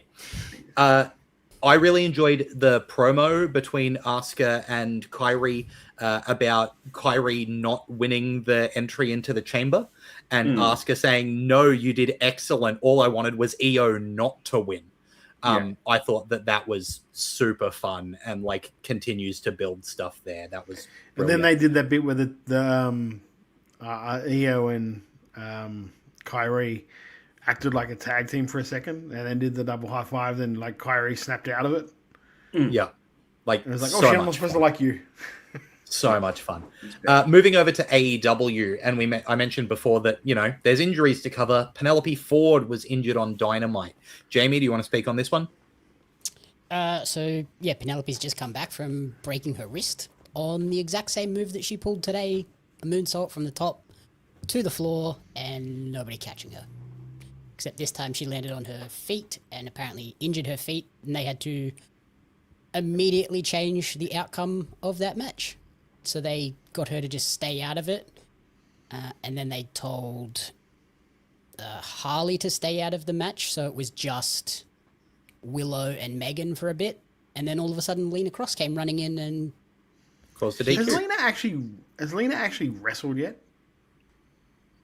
Not as a signed talent. She was on a Collision as an independent talent. Like months ago, right? Against Megan, and now she's with Megan. But she hasn't actually. So she maybe hasn't this is wrestled maybe this is a chance that she'll actually get to wrestle. That was Unfortunately the thing, for like, Penelope. It's unfortunate that Penelope got hurt, but if this ends up putting Megan and Lena together as a team to then go against the Babes of Wrath and potentially the Brawlin' Birds at the same time, like a trios, like a three-way thing at Revolution, I'm down for that. Well, you look at Kyle. Kyle got over hugely when Davis got injured. Like that's when he made the most of his opportunity, and hopefully Lena can do the same. But talk about someone too like Davis. The last couple of weeks he's had, he hasn't won a match, but he has like cemented his name as one of the best workers on that roster at the moment. Like that match he had against Brody today looked epic, fucking sick. And I know, and even last week, like TK's finally remembered, I've got Mark Davis under contract, and he's damn good. Yeah, for a friend of ours, we were talking after the show, after World Series, Pro League. Where he's like, when you go home, you need to go home and watch him and Moxley, because that was a great fucking match. Oh, that was terrific. So he is more than making a name for himself. I know we talked on him a little bit last week, but like just keeps going on this tear, and like following through. And people online are loving him too. Yeah, using that thing from the week before where he punched the ring post as to that being sort of like a weakness of his now, whereas like a lot of guys nowadays, that was just one match. The next week I'm fine. Yep. I love that they've kept that thread going. Some consistency there. Yes. I think,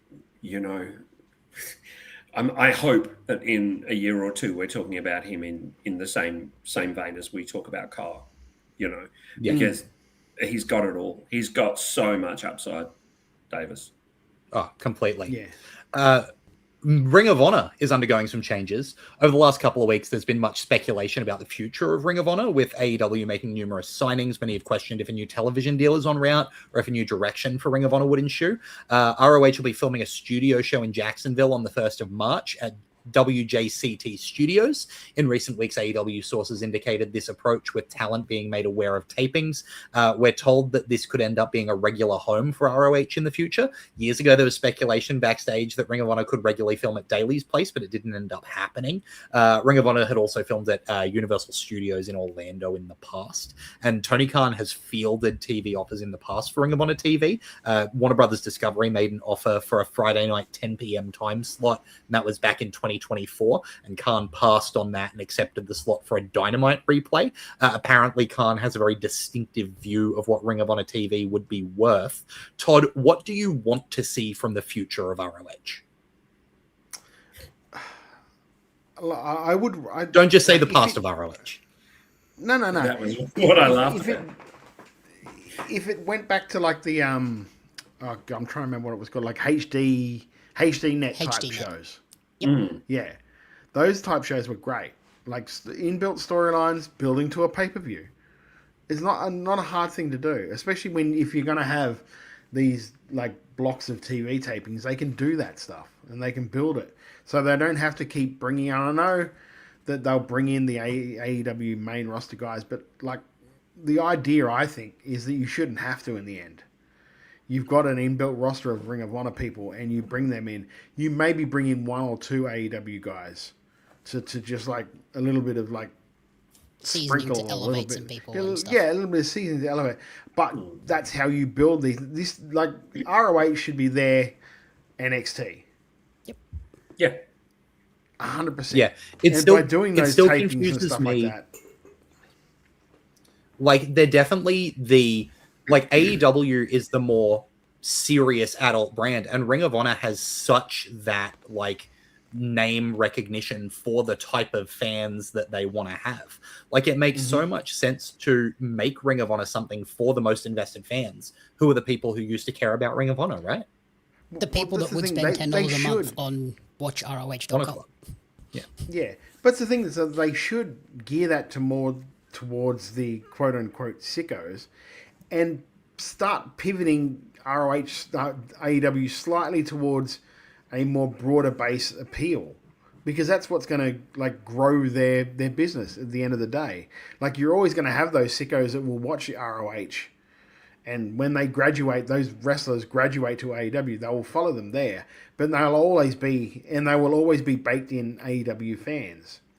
But if you want to grow your business as a whole, you can't just cater to the sickos, because then you get in the situation where they're in at the moment, when they were boasting that today's Dynamite Collision taping was sold out, which is great, but it was only 2,500 people. And for a major North American wrestling promotion, that's not awesome. It's smart that they went to the smaller venues, but it's still nothing to crow about. Like 2,500 people is in the line to get into some of the shows at Raw. Yeah. Like, look, we've got to move along. That just as an example. We've got to move along, but I'm going to say something that I think I've said before, which is that if they're going to have the heavy bleeding, swearing at each other AEW brand, that doesn't then fit with the broader base brand as well. I think that maybe they need a new set of 3 letters to do something that parents can feel comfortable having their kids watch, because that's where WWE makes a big chunk of their money. And if they're looking for an audience that size, you need to bring the families in. And what AEW produces is not going to work for families. I'm going to say something, and this is possibly not a popular opinion, so strap yourselves in. Ring of Honor is no more. Like, let's be honest. Ring of Honor as it was... Hang on, say that for Lachlan. Ring of Honor is no more. It's gone, and the reason it's gone is because it's not the same product it was from 2000 right through to 2020, right? Yeah. Through to the pandemic. It's a vastly... It was mat-based action which told stories. That's what Ring of Honor was. That's what AEW does now, though. Sorry? Jim? That's kind of what AEW is doing now, so it's like... Right. So I think that Ring of Honor it serves a purpose. It's a good thing, but they need to change it. They need to change the letters. They need to do something because it's not worth the investment. The taller guy 23. Sorry, Jamie, go on. You go ahead. The taller guy 23 says ROH is AEW light, all the overflow talent that don't make it on the show. That's the thing at the moment, I think, is that Ring of Honor doesn't have an identity. Its identity is more AEW and less important AEW. That's the ironic thing is have. that the ironic thing is AEW is Ring of Honor light. Yeah. Yep. Yeah. From the Really old true. days. I think It's because also the way they're set up now and they're taping before and after Dynamite and Collision and stuff, it's natural to have that AEW light flavor to it. Whereas I think this move to go and tape it in a studio, do let's face it, 3 or 4 weeks of TV at a time in blocks, you can tell those stories. Because like when I went to the Universal tapings, we saw, I think it was maybe 3 weeks of shows in a day. And there was a consistent storyline with Claudio as the champion throughout the taping. And I think this is the perfect move for them to get back to that separate entity with storylines that are contained purely to ROH. Let's just And say talent. what it is and what it became is that, and I think I wrote an article about this, God, maybe 3 years ago. It is their version of WWE ECW. Yep. Like it just is. They changed it. They changed fundamentally what Ring of Honor is or was. It was Except dark instead tapings of- with like dark matches with a branding. Yeah. And instead of a Yeti or a vampire, they've got El Clon. Well, that's Tony's. Do you know what that is? El Clon and what was he? The hologram. They are Tony's Glacier and Mortis. No, but they need to be on a third brand that is aimed at families and do it Lucha Underground style where they've got superpowers. You know what I mean? Well, that's what Film that's that what'll before happen Dynamite. That's what happens when Tony buys CMLL, or just buys all the roster. That's great because kids will want to buy El Clon toys to fight their hologram toys if it's on a show that parents will let them watch. But then they've also got to make the toys. You mean you want to? It took him 8 months Yes, to make the mask. I want to. Fine. Why is a t-shirt company so behind on merch? Anyway, look, there's a lot to talk about there. Clearly, there's a lot to talk about overall in the wrestling world. You say that, but they've started doing figures with the Major Brothers. Major Figures, yeah. Major Figures, sorry. So, their their toy new set of game will figures be look great. Pretty solid. Yeah. Yeah. And like if they start doing that, if they get that process down pat, and then they're like, hey, here's family friendly stuff, I think it's money. Anyway, that's not what this show's called. This show isn't called Let's Fantasy Book AEW, although maybe it should be. This show is called Making Chicken Salad, but before we get to our chicken salad, we've got to go through our Chicken shit. chicken That freaked shit. me out because I had the mouse over that, and I just pressed and went, I didn't do that. Jamie, chicken shit for the week. Cool, there was a lot this week, which was not great. I've got 3 so that you guys can take whatever you need. Obviously the injuries suck, but we've spoken about that a lot. So, it was my conversation with Julian Ward today that just kind of riled me up a bit because it's like, Julian is phenomenal, and he listed 3 states that he hasn't been booked. Yeah. Victoria, like I mentioned, he's never wrestled in Victoria, which I was like, what? That makes no sense to me at all. Tasmania, I could kind of understand. And I'm going to blame Todd for this one. Queensland. Julian Ward has Mitch never never wrestled been booked in Queensland. fucking Perth. So stick that up your ass. Jeff, chicken shit. I have a couple. I have a Just sorry to jump off what Jamie said there. If you're a booker or a promoter, message the people in Australia that are good because they And want also, to just quietly, I do not run Queensland wrestling.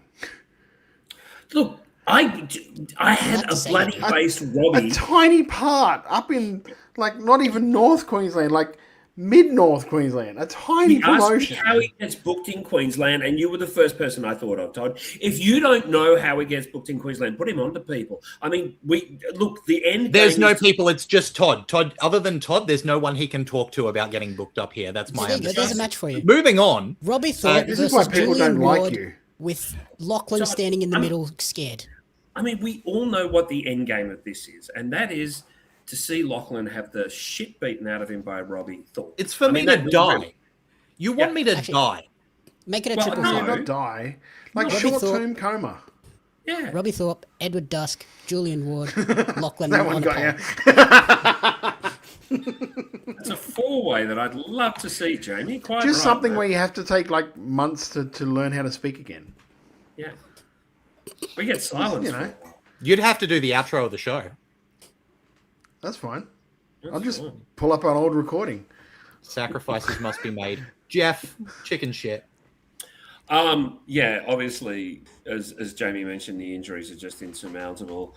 On a personal note, tonight I was going to be in Adelaide, having done a Brainier and then running to do this, so I'm a bit sad about that. Obviously, fucking car accident. But my chicken shit is actually, again, it's the fans who are trying to take over the show and being a bit, look at me, look at us, aren't we smart?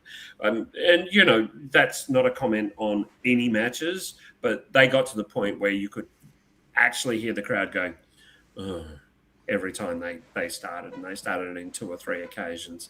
If you're going to go to a show... exclusive thing either. Yeah. Yeah. But if you're going to go to a show, you buy in a contract that you're going to cheer the good guys and boo the bad guys. And I think that trying to ransack a show for your own means, not always the best look. Yep. Todd, chicken shit. My chicken shit is, and it's something that I think was brought up a couple of weeks ago. Well, I don't know if it was brought up here, but it was like the story was going around.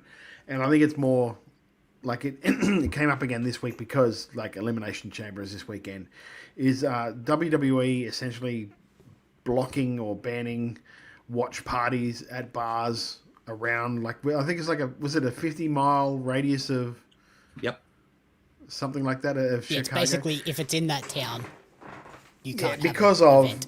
because of weak ticket sales. Basically, like let's just like It's already in place for they Mania aren't. as well. Yeah, exactly. They need to realize that I know their parent company is TKO, but they aren't UFC. They can't charge those prices for tickets, and also do this stuff. The way you want to kill if you want to kill a fan base, tell them that they can't go to the event or go to a bar and watch it. Tell them that you can't do that anymore. Like something that they've been doing, because they'll find something else to do. Especially those who are, and a lot of the people that can't afford tickets to the event and go to the bars are in the lower socioeconomic bracket, but they'll go to a house show later. Well, do you know what's fucking stupid about that too? And I don't know if they're cutting their nose off to spite their face, but if these people, and this is specifically for like WrestleMania this year in Vegas, right? If they can't go to a watch party and they can't afford the tickets, they're not going to go to Vegas. And if they're not going to go to Vegas, guess where they're not going to spend their money? In Vegas. Yeah. So then these cities become less attracted to want to pay these site fees because, hey, we're not going to get the surrounding money that we're not going to get it like we used to get. Like, hey, we'll get the people without buying the tickets, but not as many people are buying these tickets anymore. So they're eventually going to kill their own like revenue base by doing this, and I just think it's so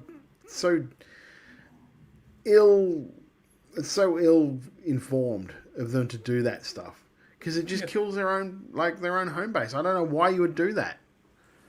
Yep, it's very like NFL, MLB thinking of like, yes, oh, this game is local and it's not going to be on TV because we want you to go to the game. Yeah, we're gonna do a blackout so you can't watch it in your local area. You have to go to the games to watch. Yeah, if it gets to that point, then they're really going to start annoying some people.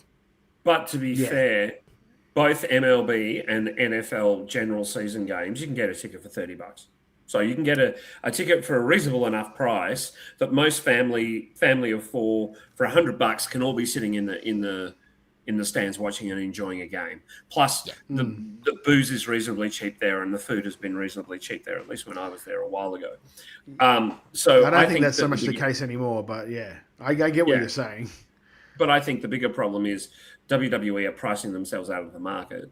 And I think that this is going to have huge ramifications in the next 5 or 6 years, to the point where, unfortunately, we're going to see more and more visits to Saudi Arabia. Mm-hmm. Well, it's almost like if AEW started putting on family-friendly shows, it'd really work. Yeah, but if they went to when they go to Saudi next year for WrestleMania, guess what? The North American wrestling base are going to realize they can find a place and have their own show and have fun, and they don't need to be an shoulder attraction to WrestleMania. No. Yeah. So they're essentially, and this isn't even like AEW centric. They're essentially creating themselves, the WWE, more competition by letting this happen. I can get a group of mates and we'll go down to the pub and get cheap wings and cheap beer and just watch it there. And well, not even that. Like I can go to say, because I think there's about like 3 or 4 like WrestleCon and all that. There's like 3 collectives this year. Yeah, setting up in Vegas, but I think they're setting up in Vegas next year. And then I think Paragon Entertainment or whatever they're called, announced today that they were going to do something as well. Yeah, they got a big one. It's like Stardom, TJPW, CMLL, MLP. Like it's all of the big names. You go, ooh, that's a place I want to go to. Yeah, exactly. So they start doing that, and then say next year they come back and say, and WWE are like, okay, we're going to go to Atlanta this year. New Orleans. We're going to go to New Orleans. Yeah. We're going to go to New Orleans this year. And then all these places go, well, okay, well, that weekend, we're going to go to Chicago. Yeah. Yep. And it's cheaper, and you'll have just as much fun, and you're just not seeing the fireworks.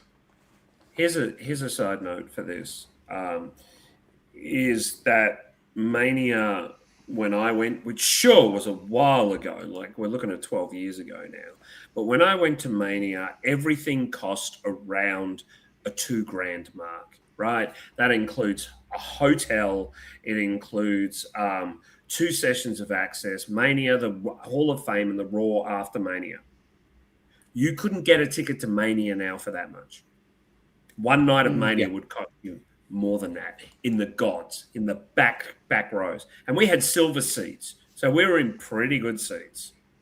Wild Angel is saying in the chat that they looked at Mania 2-day passes, and I assume this is American dollars, for nosebleeds basically behind the Tron, $665.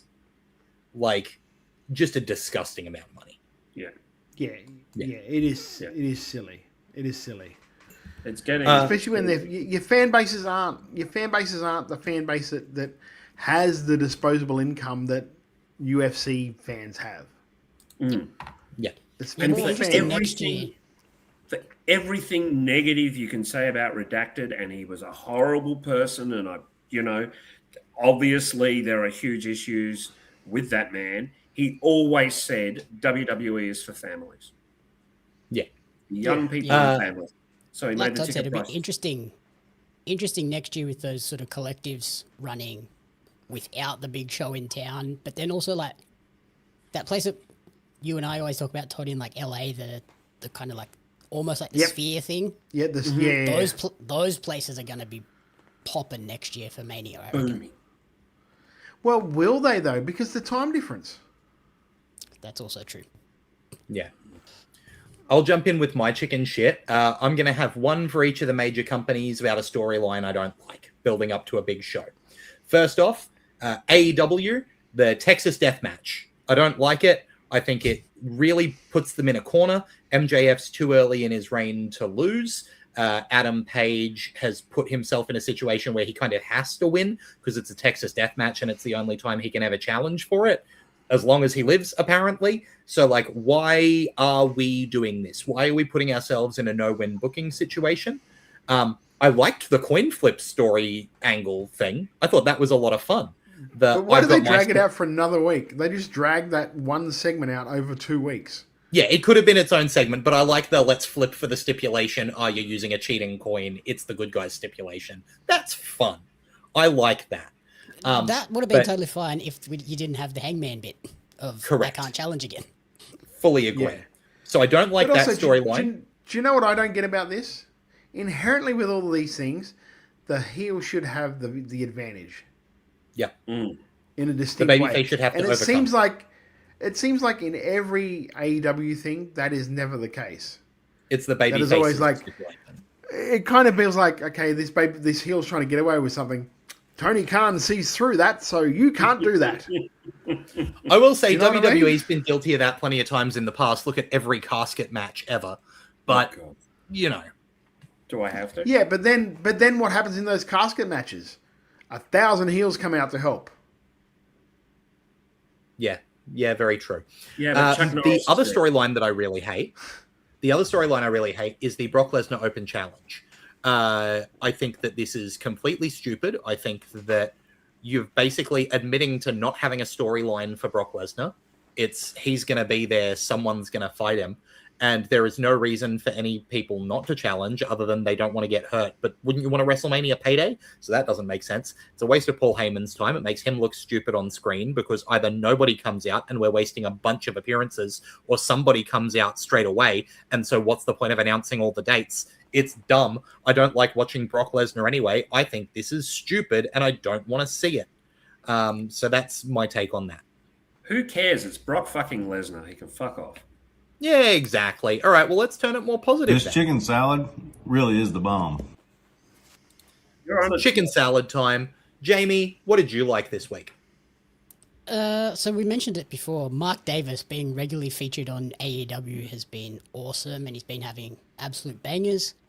But then also just like Aussies being featured and getting sort of opportunities globally as well. Like we saw all the guys and girls on ROH last week. The guys that got tryouts just this week gone as well was awesome. And then we saw like Lil Mars getting announced for Wrestle Queendom in March. So it's like there are people doing stuff everywhere now, which is pretty cool. Yeah, absolutely. Jeff, chicken salad. The new North American champion on NXT is Miles Bourne. And that feels so good. It feels so good. I don't think... Did I just take yours, Tony?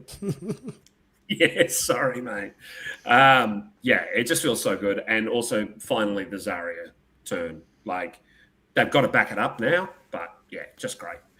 Pursuant to what Jamie was saying about more opportunities for Australian wrestlers, it's great to see that turn.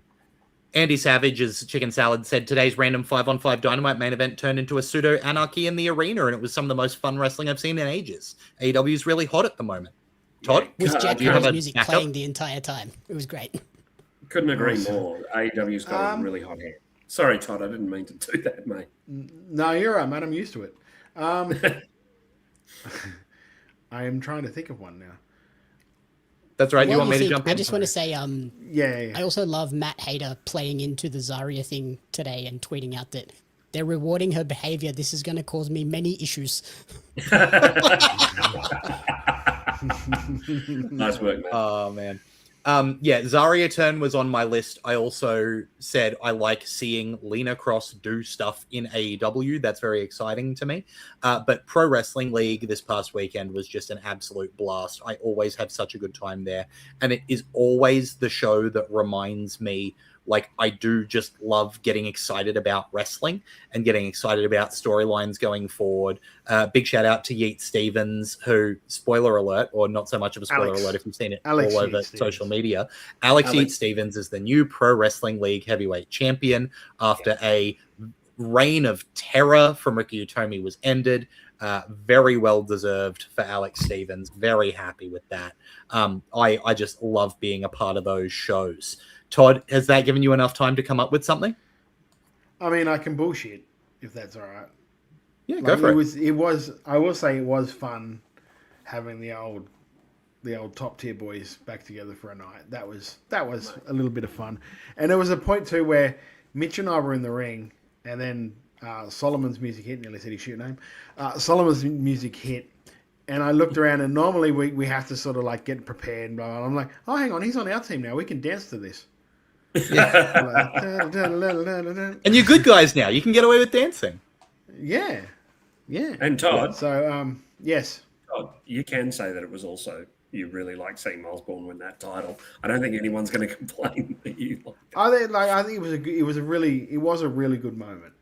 It was a really good moment, and to me it didn't so much show here. It just shown how really like undervalued the Ethan Page was in AEW. He was work he's doing fantastic in that match. Yeah, the work he's doing there. Go on, Todd. Or Jamie. No, you go. Can we also have a show chicken salad as well? Jeff's interview with Robbie. Yes, Thorpe? let's. Yeah, I think that let's interview. not. Thank you. No. Thank you. So I'm gonna actually. No, Jamie. Thank you. Hang on. Robbie did I've a got lot of this. the heavy lifting, and soon he'll be doing the heavy hitting. So it's a win-win for everybody. Yeah, that's a good. The noise you can't hear is the fact that I muted Lachlan's mic. This is great. We should do this all the time. We should do this more often. He's really probably should. right. He's probably actually reading out the whole end of the show. He is. You can follow us at Wrestle Radio.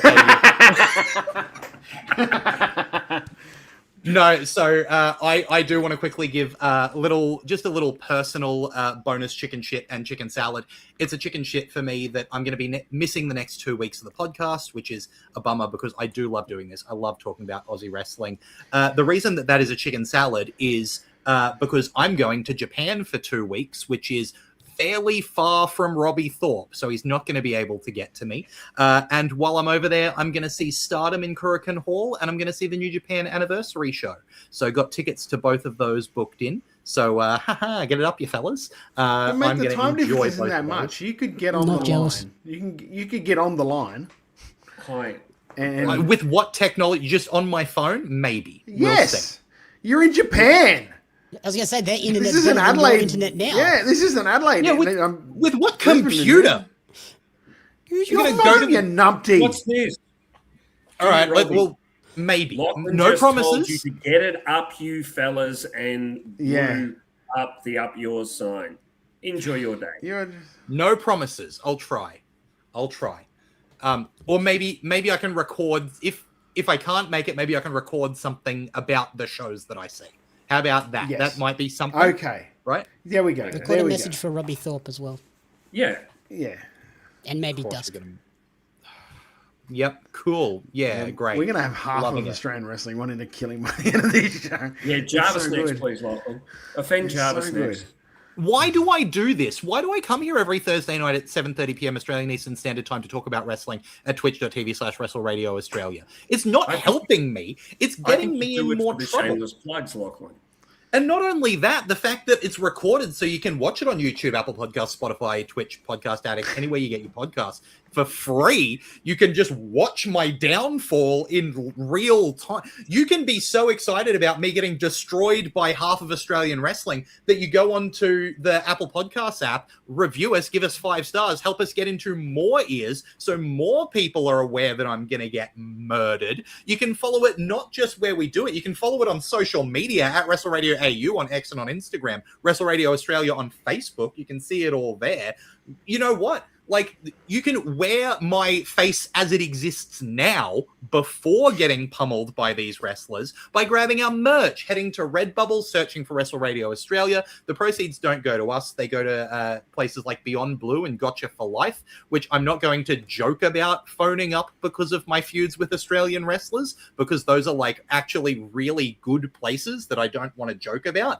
But I will joke about the fact that you can go onto kickout.com.au for merch of seemingly everyone who's going to kick my ass and get your favorite wrestlers merch at kickout.com.au. If you're a wrestler who wants to kick my ass and you want your face on that kickout site, message them on Instagram. They can get you on there. Hey, if you want to follow my downfall, you can follow me at Lachlan Albert, and you can follow these jokers who are making it happen at Beast Eastman for Todd, at Jamie Apps Media for Jamie. You can follow, I'm sure there's going to be some nonsense recorded at a WrestleBrania when that happens by following Jeff at Wrestle_Brania. What's WrestleBrania looking like, Jeff? This year we are hopeful to come back for PAX. Keep watching out. We are taking a break for the Comedy Festival, and unfortunately Adelaide Fringe, as mentioned earlier. Lachlan, you're just becoming such a shit heel. I mean, really, I think the end result of all this is not only are you becoming increasingly paranoid, you're becoming a heel. And the irony of you putting over a website called Kickout, which is something you probably won't be able to do. I will not be able to do. I fear this is my fault for turning babyface, and I apologize. I think it is. It's the universe balancing out. You know what? At least they'll publish my obituary in Pario magazine. Jamie, tell us about Pario magazine. Yeah, Pario magazine. That was a shrug of like, I'm not going to get mentioned when I die. Thanks, Jamie. Yeah, maybe. We'll see how it goes. Maybe a small little blurb in the back. Editor's note. Lachlan died. Note. Tell us about Pario. Tell us about Oz Rest Cards. Lachlan's head clear off his shoulders. Yeah, Pario's in the process of printing the next issue. And then Oz Rest Cards, we have less than 10 of the February pack if you want to get it. I will be shipping some in the morning, so hit me up if you want to get them soon. All right, well, with that, is there anything else that needs to get mentioned that's not to do with me getting killed?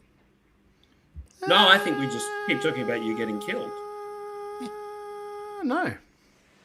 All right, well, let's sign off before we hear any more nonsense about this. This has been Making Chicken Salad. As I said, we're here every Thursday at 7:30 p.m. Australian Eastern Standard Time, so get amongst it. On behalf... Oh, and by the way, catch that MCW show, MCW Anniversary 2026. It's free on YouTube. Go catch it. So, on behalf of Jamie Apps, of Jeff Setti, of Todd Eastman, I've been Lachlan Albert.